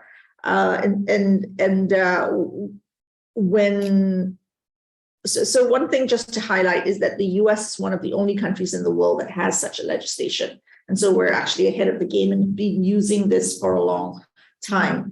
But when Xinjiang came into being, they started using the same tool. And I think that they quickly, although they had released, I believe, about 11 withhold release orders that affected different types of products and services, they had withhold release orders on more than 20 companies Chinese companies that were operating in this region, connected to this region. It very quickly came about that this wasn't sufficient as a tool, and started then putting in place region-wide withhold release orders to say any tomatoes, any cotton, any polysilicon, which goes into the manufacture of solar panels coming from the Xinjiang region, is tainted with forced labor and so cannot enter this country. So that was kind of how it was going on. But when you use withhold release orders, it's the onus is on the government, on the CBP, to really prove that this exists. Mhm. And with the sort of state-imposed forced labor, what was going on in Xinjiang, they really needed to move away from that model. And so that's why we have now the Uyghur Forced Labor Prevention Act that was signed into law by Biden in December 2021 and is now in full force as of June 23rd, I think, 2022. And that really does a flip. So what it does is it says now, we're now taking the position that anything that is manufactured, sourced from the Uyghur region, there is a presumption of forced labor. So with that presumption, what it's doing is it's switching the burden of proof onto companies to say, if you're saying that you're bringing something in from this region or connected to this region or uses labor that is sourced from this region, you need to prove to us that none of this was implicated with forced labor or none of this was made with forced labor. So it's really a flip. It's no longer the CBP that's doing it. It's the expectation is on the company. So I was just trying to look at some figures based on that to see what's really transpired since the Uyghur Forced Labor Prevention Act came into being. And what we had, I think the August newsletter that came out from CBP said that they targeted 830 entries valued at more than 260 million for suspected use of forced labor in the production and import of goods that was subject to the Uyghur Forced Labor Prevention Act. So that's a big figure that we need to be aware of. I was then also looking at the Solar Energy Industries Association. So they're the ones who really are working with a lot of solar companies and are very sort of, as we are all trying to move towards renewable energy and that transition, with the sourcing of polysilicon coming from the Xinjiang region, this is an important sort of a sector to pay attention on. And they published a report just in September where they said that the most significant constraint on shipment of solar equipment has been the enforcement of the Uyghur Forced Labor Prevention Act. Right, and it says that it has resulted in multiple detentions of tier 1 modules. Those are the solar panel modules. And the solar industry is expected that the enforcement would continue to push further on this. And so there's really a need for the industry to come together and look at that issue. So I'm hoping those sort of figures kind of help to really put that in place. Thanks, Anita. One of those things, if you ever want to kind of geek out on the question, is go to the Customs Border Protection website and look at the withhold release orders. It's sorted actually by country of origin, and to kind of see the cases from other places in the world and why Customs Border Protection said that we're not going to allow this product in, and knowing that the script has been kind of flipped with this new legislation. I have not gone back, to be honest, to take a look at the most recent ones on that, but it's an important development. Pat, turn to you. Mercy's active engaging a lot of companies around these kinds of issues. And, Bennett has spoken about the kind of developments and convergence. Can you speak to maybe ways that as investors or examples of companies you've seen where we've learned and grown, kind of seen some progress? Sure, but Sam took Total. Drinks are on me later. But actually, I think there's a parallel company, and both Total and Chevron are in Myanmar. And so we worked on that engagement with them. And Bennett had mentioned responsible exit. And one of the things that's going on with Chevron is asking, what does it mean to leave this country? Who do we sell, or who do we sell off our stake in the pipeline to? because it's still going to happen. And what happens with that money and how does it flow into the future? And so it's an interesting kind of dilemma for the company. I think another thing is to understand how the company is functioning as we do this work. And so as you folks are asking for enhanced due diligence, we have a litigious society in the United States, and the lawyers and many of the corporations do not like the word enhanced. Of course, we would be doing the best due diligence we always need to do in every situation. And, you know, we need to understand where they're coming from. We don't always agree with them, but, you know, push back on that. The other thing we've talked about before is to do your homework. We're often the canary in the coal mine, and some of the ways we get to be that canary is by talking to our people on the ground, whether it's missionaries, mission groups, whether NGO partners, whoever they are, and so that we really understand both sides of the situation. I'll give an example, and it was actually at a mining company. It was a US-based mining company that had a group in Peru, and we did have quite a few sisters in Peru. And they were telling us that one of the subsets of that company had a web page in Spanish.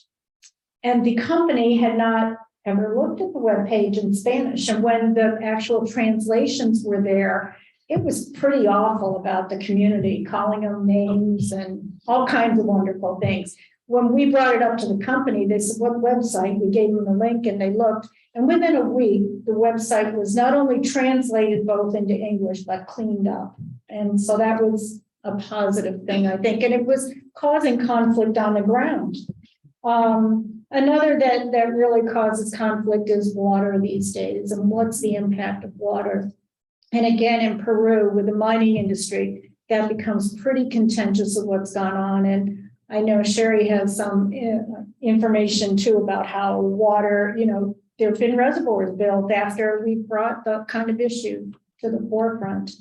The last thing that I'd say in terms of what's changed is that I find that we're working together more and more. I had a boss at one point who said, these problems are so big, we can't look to be on opposite sides of the table here. We have to find ways to work together. And if you look at mining, the new GRI standards that are being developed come out for companies to do reporting. Investors are at the table at the same place as the companies are doing. We find that after the Vale mine breach in Brazil, that everyone was sitting at the same table. And to be able to sit there and discuss, I think, is one of the things that will help us moving forward. Chris, can I just add something to that? Because I thought of maybe just giving an example relating to the Xinjiang area, because I kind of gave you facts and figures. But one example is Badger Sports. And I just bring it up because I spoke about it this morning as well, this afternoon as well. But it was one of the companies that was highlighted in very sort of early days of having connections to one of the factories in the Uyghur region. And they have, in fact, exited from it. And what they've done in that situation as well, because remedy in that in relating to this issue is tough, is they've put aside sort of a fund, a compensation fund, to really address those issues, so that there is that idea of exit and then recognition that some amount of remediation has to go into play. But just another example as well of a company that has chosen to exit sourcing from the Xinjiang area relating to cotton, to cashmere, etc. They've had, this fashion company has told us that they now have to close down certain fashion lines because they're not able to find alternative cotton of a certain quality. And so really the idea is that exit, or these answers to these questions, they're not easy. You have to change your business. You're going to lose a particular line of goods that you were developing. And I think that's sometimes when we have conversations with companies, it's kind of like, it's just too difficult. We can't exit it, right? You have to make those difficult decisions. You have to give up certain lines of business. And I think those were, of course, the examples of Total and Chevron exiting certain countries, goes to that as well. But just wanted to share that. Thank you, Anita. And Shari, you've been at over a 20-year arc with mining industry, and the engagement with stakeholders and with impacted communities has changed, I suspect. And so maybe you could speak a little bit to how a company engages those stakeholders, and how does a company do that well? Yeah, I mean, stakeholder engagement is core to the whole due diligence process, right? So it's a critical piece to get right. And there are a number of different tools and practices that Newmont uses. I'm going to talk about a few of them. But I think probably what's changed the most, Chris, is just the amount that we've learned by doing over the years, right? When I first started mining, CSR wasn't even a term, I don't think. So it's like learning by doing, but now there are just a lot of great tools and practices out there. And according to Newmont standards, all the sites have to implement a social impact assessment at least every 5 years. And that needs to take into consideration human rights considerations, or conduct a separate human rights impact assessment where that's required. Part of that social impact assessment has a huge community and social stakeholder engagement aspect to it, right? Newmont's also used perception surveys. And I think that's really interesting because sometimes we get around, the company knows what's going on, the company knows what the facts are, but do you know what the perception is? And Pat mentioned water issues. So if a mining company needs water for their processing, and then they find out the community doesn't have access to potable water, how does it look when the company starts to build resources for their plant and not for the community, right? You can see like that's a source of tension. The company may not even be aware of a perception or of an issue like that unless you're really reaching out and asking those questions. So I think that's key and central to all of this, and understanding conflict is keeping that engagement on the ground. You've got to have that feedback and be open to hearing it. I think in terms of conflict, the other one that's so important to the mining industry and to Newmont is the voluntary principles on security and human rights, which has been around for 2 decades already. And that's really been a great platform for our approach in discussing sensitive issues with host government, police and military, with private security contractors, to be able to do training. You have this umbrella of saying, hey, as a large international company, we've made this commitment to the voluntary principles, and we're going to talk about rules of engagement. We're going to talk about human rights issues. I think it provides that space for raising some of those issues. And that's really a critical stakeholder engagement, especially around conflict, right? And to do that before you have a conflict arise is even more important, that people understand how to deflate the tensions and what are the approaches that can be used.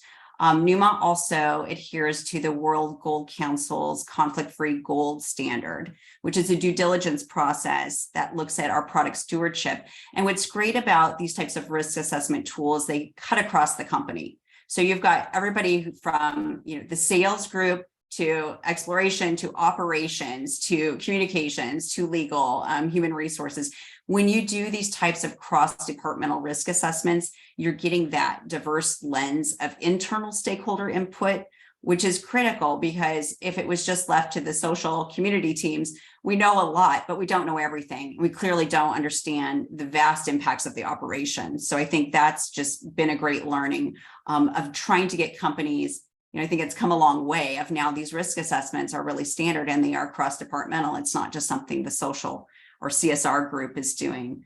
And then the last thing I would just call out, because it would say like last but not least, is the site-based grievance mechanism. That is so important. And that's where you're first going to hear about issues. If you want to address things before they percolate and become larger problems, you need to have a really strong grievance mechanism.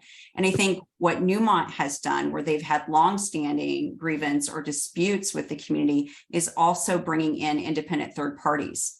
So that's a great resource of saying, let's bring someone else in. We're not going to dictate how they do the review or the study. They're going to meet with all the stakeholders. They're going to write a report, and they're going to have input for us as a company, for the government, and for the community on possible steps to resolve issues. And I think there's a real strength in that. That's not easy to do.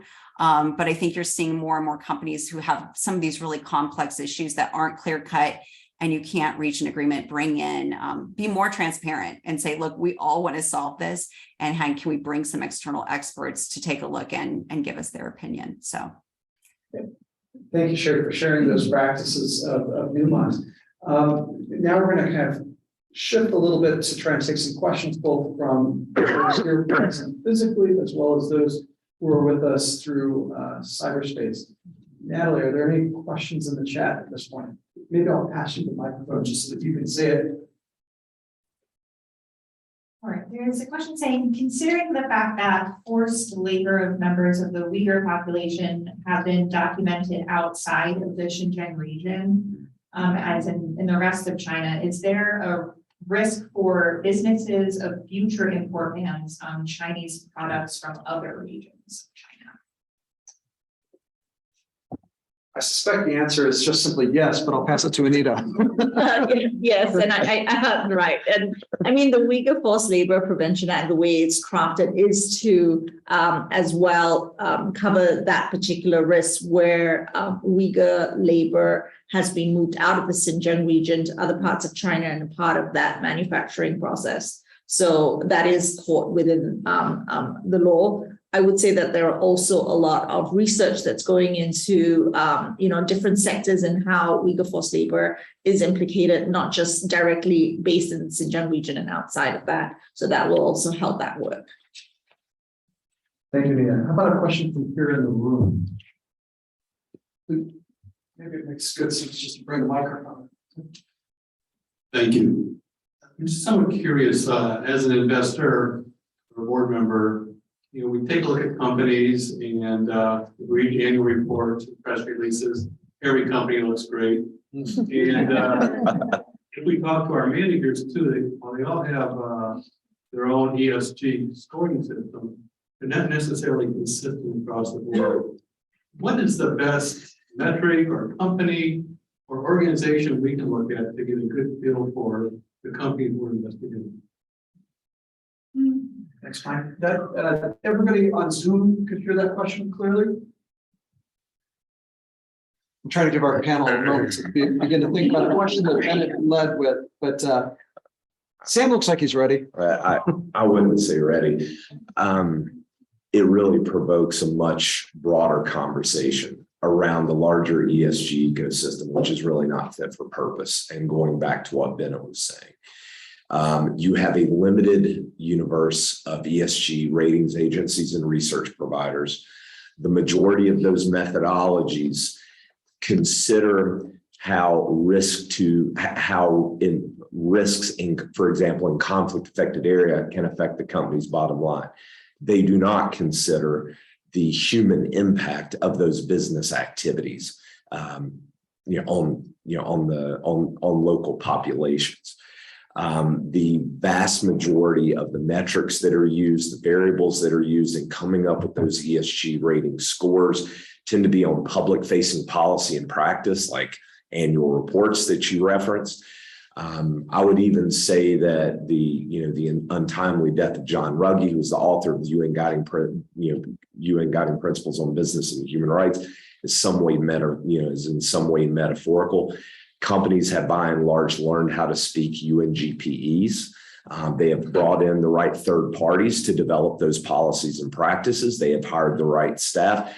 And so a lot of time during engagements, those principles are reflected back to us. Now, I want to be clear that was a critical evolutionary step for companies. The policies and the practice, the policies that have been established are hopefully what will improve practice will be built upon. But there is simply, at least from our perspective, not a particular ratings agency or research provider that ranks companies in a truly ESG authentic fashion. There are specific industry indices and benchmarks, whether that's the corporate human rights benchmark, whether that's ranking digital rights, whether that's other industry sector company ranking systems that we would argue are frankly much more accurate if you're actually looking for responsible business conduct, including in conflict affected and high risk areas. And this is frankly a shameless self-plug. But this is the reason that Heartland Initiative developed our methodology for assessing investor risk and conflict affected in high risk areas, was to try and do a values-based pragmatic approach to social risk across the board. That said, we don't work on environmental and governance risk. So I know that was a meandering response to a pretty focused question, but it's an imperfect ecosystem to say the least. Okay, then I'll go after you. Oh, it's okay. I was just going to add that I think depending on the issue, there are some places that are good. Sam mentioned a couple, ranking digital rights. One of the things, however, we find with many of the surveys that are out there is we'll ask this set of questions this year and the next set of questions the next year, and they change. And for an investor, then that's hard to see, is the company making any progress? The other thing that we've noticed as a result of COVID is that there's a lot of questions around auditing going on. Can auditors actually get on the ground and and what do the audits actually represent? Yep. So I think it goes back to some of the things Bennett said about we need better metrics in our work.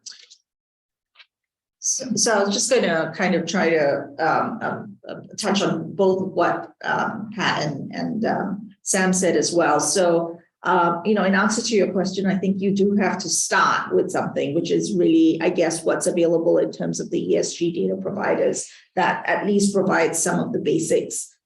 Because as asset owners as well, there's so much information out there. Where do you start first? So I think that as a given that ends up being the case.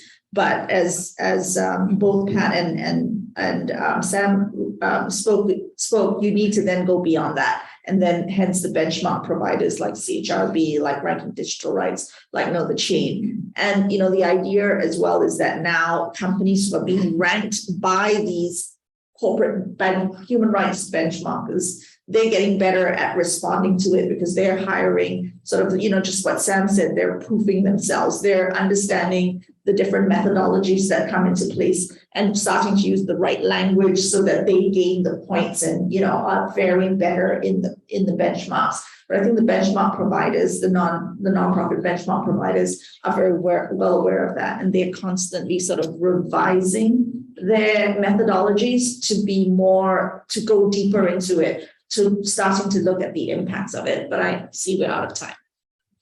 We've got Bennett would like to say something, but if I might also just to direct a little bit to Shari on this, because I think that like the SEC's development of climate disclosure is because shareholders have been asking for that, investors have been asking for that, and there are ways in which companies are trying to give information to investors and in their disclosures. Sometimes there's proprietary information they can't share. So you want to speak a little bit to that tension on your part and responding to those kinds of organizations that rank and gather that data? Yeah, I do think with ethical investors, and part of my experience, I think some of the most valuable conversations and probably insightful, and I know Pat from my previous role, had to do with sitting down together and having conversations. Like these weren't metrics or anything you're probably going to compare year on year, but it's really understanding who the people are inside that company and what they're noodling through and how they're working on it, and getting that feedback. And I felt that those investors that we met with regularly had a pretty good understanding of our issues and how were we making progress on it. And they were going to give us some criticism and some pushback on things that needed to change or improve. And that helped us to improve. Now, that's kind of a luxury, right? I realize there's a lot of companies and, and investors need to be able to rank a lot of companies, but where you can start to get that engagement, I think that's really valuable. So I would encourage that. And I will say, it's also frustrating in companies when the benchmarks change, because we're trying to say to our management, did we do better or worse? Well, it's like, well, the benchmarks changed. So, it's really confusing. So we can't even message that internally. Keep in mind, companies use those benchmarks with their CEOs, with their boards, with their management to say, hey, how are we showing up externally? So I think we'd all like to see something that's consistent because we're also looking at our own performance and they're a useful tool for that. Yeah. And maybe just to highlight a comment made a couple of years ago at our panel by Dwayne Roberts, which was that these kinds of conversations, I think I'm going to get this somewhat close, that these kinds of conversations around these issues with companies, you see the company respond to it in real time as opposed to the scripted quarterly earnings calls. I just want to take a minute just to reinforce the importance of these benchmark initiatives, which have been referenced now by Shari, by Sam, by Anita, and by Pat. And I can't emphasize enough how each of the big three that have been referenced, the Corporate Human Rights Benchmark Initiative, which is comprehensive across the board, it focuses among many other areas on conflict, but also Know the Chain, and which focuses on forced labor, modern slavery, human trafficking, but also ranking digital rights, which looks at internet and telecom and mobile communications companies on privacy and expression issues, but to a growing extent now also on conflict. Each of the three was founded in part to focus not just on companies, but on investors. Yeah. And I can say this because I co-founded the Corporate Human Rights Benchmark Initiative as Calvert, together with the Viva investors, one of the largest asset managers in the UK. And the same can be said about the other two. I'm a little biased because I was a consultant for Know the Chain, but I'm married, I'm married to Ranking Digital Rights. My wife founded it and ran it. 7 or 8 years until a year ago, she moved on and passed on to others. But the key point here is that they are so, each of these benchmarks are so useful for investors, and frankly, they're pretty much one-stop shopping. You want to know where a company sits on forced labor and modern slavery, you go to Know the Chain. You want to know where a company sits on privacy or expression online, you go to Ranking Digital Rights. If you want to know where an oil or mining company or an apparel company or an auto company or companies in a few other sectors, agriculture, food, sit on human rights across the board, A to Z, you go to the Corporate Human Rights Benchmark Edition. One other point, just picking up on something Shari said, that I know from my own experience with all three, is that corporate executives and staff, people like Shari, spend dozens, hundreds of hours, thousands of hours cumulatively, even within the same company, pouring through these benchmarks to see where they stand relative to peers and competitors in the same industry, peers in competitors in the same industry, peers in other industries. So these benchmarking initiatives help lift companies, but they also are accountability mechanisms for campaigners, for NGOs, but they are due diligence mechanisms for investors. And that's how you can use them. So I'm a little biased for the reason I said, but I just wanted to reinforce, and I'm so grateful to Anita and her colleagues at the Investor Alliance, ICCR, who have done so much great work the last few years, doing webinar after webinar, presentation after presentation of these benchmarking initiatives. We're almost to our reception, so we'll ask for this final question then to each of you, just to try and we'll keep it short and snappy, hopefully. So Shari, what do you find most valuable in your engagement with socially responsible investors? Yeah, I think I maybe commented a little bit on it in my last comment, but really 3 things come to mind. The first is just purpose-driven. I think that is so important, is the mission behind the faith-based social investors. And I think that, it's that willingness to try and understand the complexity of the world and these issues, and to listen and to provide that critical feedback. So they're so purpose-driven. I think it speaks to business, and it speaks to people like myself when we sit down to engage. The second thing is just trust and transparency. I think the confidentiality that I've seen, and that ability to say, look, we don't have anything to hide. We want to be really transparent, but that comes from having established a baseline of trust. And I think that's just critical as we have engaged with the faith-based community. And the third thing, I think Pat also mentioned, it was just the networks on the ground. I think that really sets these investors apart, is that we might get raised questions that, ask questions that we weren't thinking of, or they're hearing something else from their networks in the regions that we operate, that then we go in and follow up on. And I think that's just, really impactful and powerful, and one of the differentiators for this group of investors. Thank you, Shari. Thank you for that plug for what we get to do. Let me pass the mic over to Pat. And what are some steps or first steps that SGI members can do to get involved in this area? Well, the first one is to be nice to Bennett and Anita and Sam and Rich, because they will help you along the journey as you go. But I think there's a couple things. Bar tab's getting bigger. Yeah. The first is, even if you're not doing any active engagement at this point, you probably are voting your proxies, hopefully are voting your proxies. And as you do that, I'm going to quote Kate Monahan she's now at Trillium, but had been in Friends. And she said, vote the way you want the world to be, not the way it is. And I think that's a really good one-liner to take in terms of your proxy voting. Decide where you can be on this. Is it a screen you want to do? Is it a resolution? Is it you want to join a dialogue? We're always looking for more people to join dialogues. Is it you're going to do a human rights policy for your investments? That's a big ask, but I know that's my job description right now. The other thing I'd say is pick one thing that you're comfortable with doing. Don't try and do it all at one time. And then lastly, for this room especially, remember our faith both grounds our work and calls us to work, and really try and implement that. Very well said. Thank you.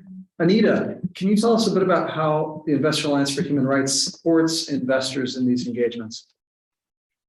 Thanks, Chris. And, the first thing I'd say to Pat is that, in terms of the human rights policy, we're here to help wherever we can. So, the Investor Alliance looks at supporting investors in a number of ways. One is, to put in place these policies, these processes that are, that you need to have in order to proactively engage on these issues, to have the right sort of buy-in from leadership and expertise in place. And then the second is the whole issue around sort of engagement and everyone has spoken through various ways and in which they're engaging. And I think what the Investor Alliance brings sort of to the table is to help with collective engagements. And that's been going on for a long time, but we have, the ability as well through our membership to reach out, not just to faith-based and socially responsible investors, but to really bring in some of the mainstream investors across the pond, in particular in Europe, that, as we articulated before, are more sort of bought into this idea of human rights due diligence, environmental due diligence, and the legislation there. So we're seeing more sort of investors taking the cue from socially responsible investors and faith-based investors like yourselves, the acts that you're doing, and really joining with you to bring this sort of forward more into the mainstream. And that is really trying to figure out ways to be more creative about increasing your leverage. These engagements are also built around these benchmark data providers, because there is data, comparative data across usually the largest companies in a particular sector relating to high-risk sectors. We are able to then help to coordinate activities that are very much focused on human rights related issues. And I think the last piece here that I wanted to add to that is that the Investor Alliance as well tries to work with as many civil society organizations as possible with represent impacted communities. And so we hope to be able to build that bridge, provide those conversations that investors can have directly with civil society and impacted communities to really inform that engagement. So hope that helps. It is very helpful. And now, Sam, say an SGI member has made the decision they want to be a part of a dialogue with a company, and this might be their first dialogue, especially if or a first dialogue around these kinds of issues. What advice would you give that member? So I alluded to it in trying to answer the question around sort of the larger ESG ecosystem and the way companies have evolved to take on more and more UNGP language. And I think what it's incumbent upon us now to do is to be more sophisticated in company engagements, and kind of tie it back to Bennett's point on enhanced human rights due diligence. It's trying to figure out those parts of those policies that, if underdeveloped by companies, can really threaten the lives of impacted individuals and communities on the ground. So let me give a concrete example. We certainly were not surprised when the Russian Federation invaded Ukraine. Vladimir Putin has been telegraphing his expansionist agenda since the 2014 occupation of Crimea. This is not a surprise. The practices in Xinjiang Uyghur Autonomous Region, while atrocious, were not a surprise. The coup in Myanmar, Burma was not a surprise. So when you're engaging companies, ask them not to be surprised when authoritarians behave like authoritarians. And what does that mean in terms of the engagement? It means that things like know your customer due diligence becomes first among equals during a human rights due diligence process. What processes are they using that go beyond sanctions compliance to really look at the human rights track record of their countries in conflict affected and high risk areas? That is a very practical way to engage. Thank you. And just to extend the thanks to say to Shari, to Pat, to Anita, to Sam, and to Bennett, we are so very grateful for you sharing from your wisdom, from your experience, and how about a round of applause for our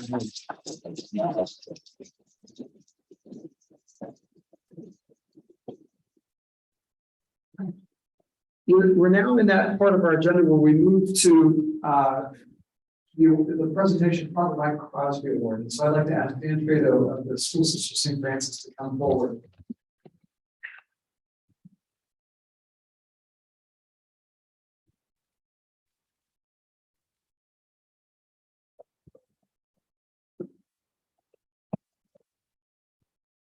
Good evening. Thank you, everyone. I'm so happy to be here with you tonight. I think when you look at the day we've had, we started out at 2 o'clock with our member meeting. I thought the member meeting was meaningful. The group sharing was excellent.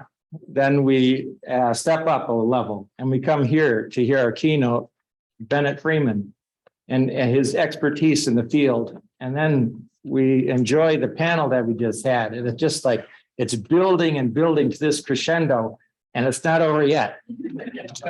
I get the honor and the privilege to present the 2022 Father Mike Crosby Award to Frank Sherman. I first met Frank when Father Mike Crosby was leading our Wisconsin, Iowa, Minnesota Coalition for Responsible Investing and seeking someone to help with the transition from a founder-led organization to a member-led coalition.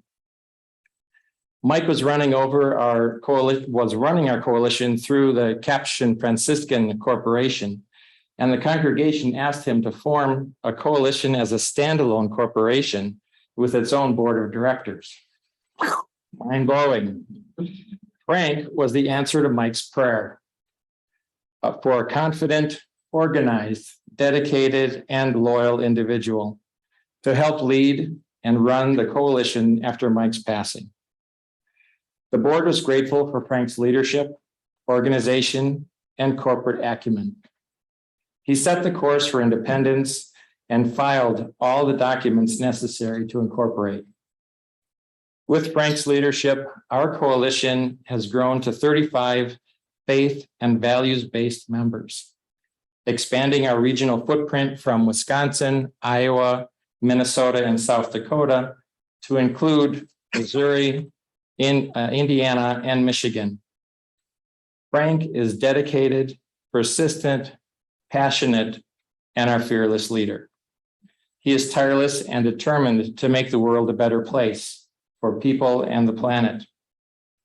I have had the privilege of working with Frank on multiple corporate engagements. Everyone knows they are working with a wise, educated, pragmatic, and sincere individual. And he does not work alone. In each engagement, he partners with experts from partner coalitions, ICCR program directors, series, and NGOs that add credibility and strength to the conversation. He challenges the companies to do better, not for his sake or for our coalition, but for all of society and the world. Let me ask you this. have you ever been at a meeting or Zoom call or webinar and not heard a question or comment from Frank? Never in my life. He is present and engaged at every moment. I am proud to call him our leader and friend. Frank, would you join me at the microphone, please?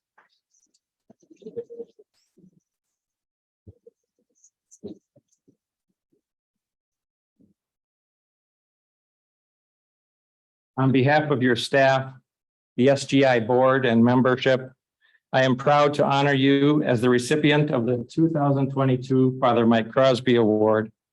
Thank you for your dedication and hard work. You have set SGI on a path for growth and success. Please join me again in congratulating Frank.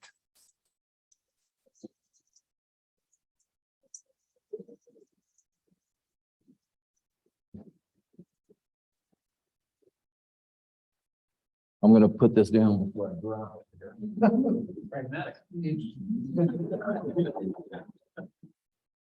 That's very nice. I have some remarks here. Neil, you want to put up my slides? I just have about 60 slides.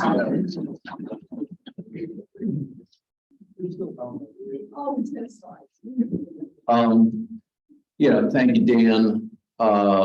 Cindy, the SGI board, for this recognition. It's indeed humbling by this moment to be given an award named after, in honor of my mentor and friend, Mike Crosby. We created this award in 2019 following Mike's passing from this world to the next. Although rumor has it that he was seen at this year's ExxonMobil annual shareholder meeting. I'm not sure. And I have a distinct honor of joining the ranks of some of our most distinguished members. Sister Barbara Jennings is here with us tonight, and Sister Ruth Garrett was with us a little earlier online, and Donna Meyer, although sometimes referred to as Sister Donna Meyer by some, is I believe still online with us tonight. So all three have shared in this award. Now, normally I break into a joke about the gender diversity and giving out this award, but my wife tells me that my humor gets me in trouble, so I'm not going to go that. And as most of you know, this is my second act. It's been after a 35-year career in corporate life, I wanted to do something different. I didn't know quite what. I had envisioned, you know, a little bit of teaching, travel, gardening, volunteering down in St. Ben's.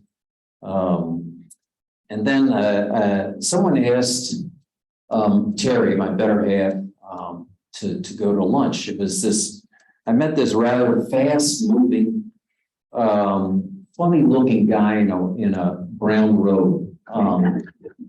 And he spent his entire lunch that he was supposed to be talking to my wife about jail ministry and a recent core civic engagement. And he focused the conversation on me. It was clear he knew I had just retired.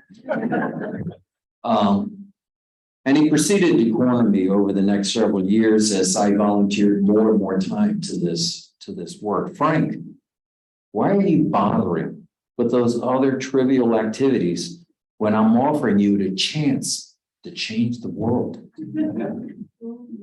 Mike had a way, if you knew him, he's really a salesman at heart. And the rest they say is history. And I pray that Mike is looking down on us tonight with some satisfaction on where we've taken our coalition, Seventh Generation Interfaith. I kind of see him smiling and tipping his glass of red and say, nice job.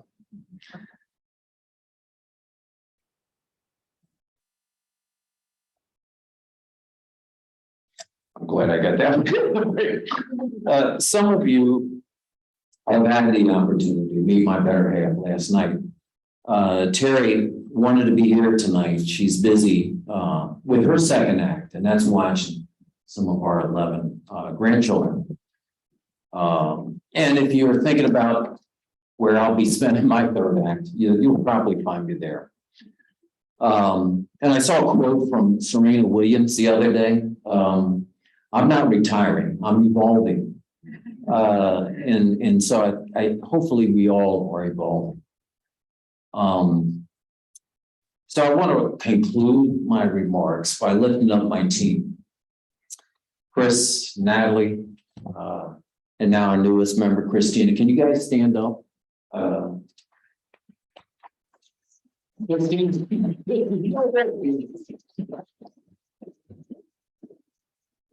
These folks, it's a small team.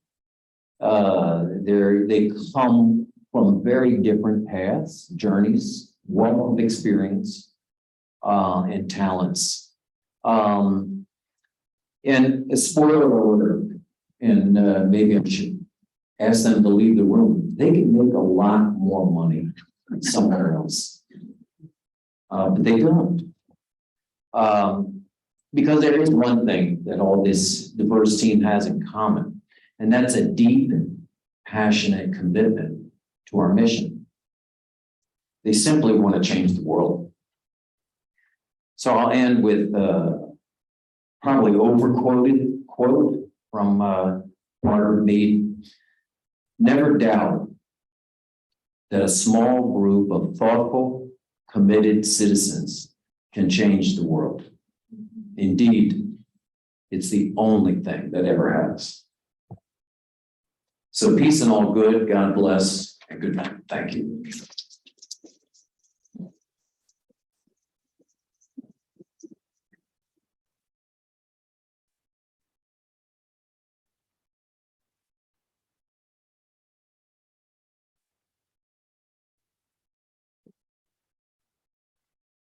You aren't looking over your shoulder, but everybody was is standing and. Let me give one more word of thanks, both to Frank and for this opportunity to celebrate with Frank, the reception of the Father Mike Crosby Award. Also a thanks to our keynoter, Bennett, to our panelists. We want to recognize anew all of our sponsors this night. And we also want to thank all of you who are here present, our members, our friends, those of you here in the room physically and those in the room through the gift of Zoom. Those of you at home, we'd urge you to find some beverage or something to munch on. You might have already been doing that. For those of us here who've been so bound to our chairs over this last time, we do have food and beverages and other great things. There's a lot of food here. So please, so that we don't all have to take it home. Thank you all and good night.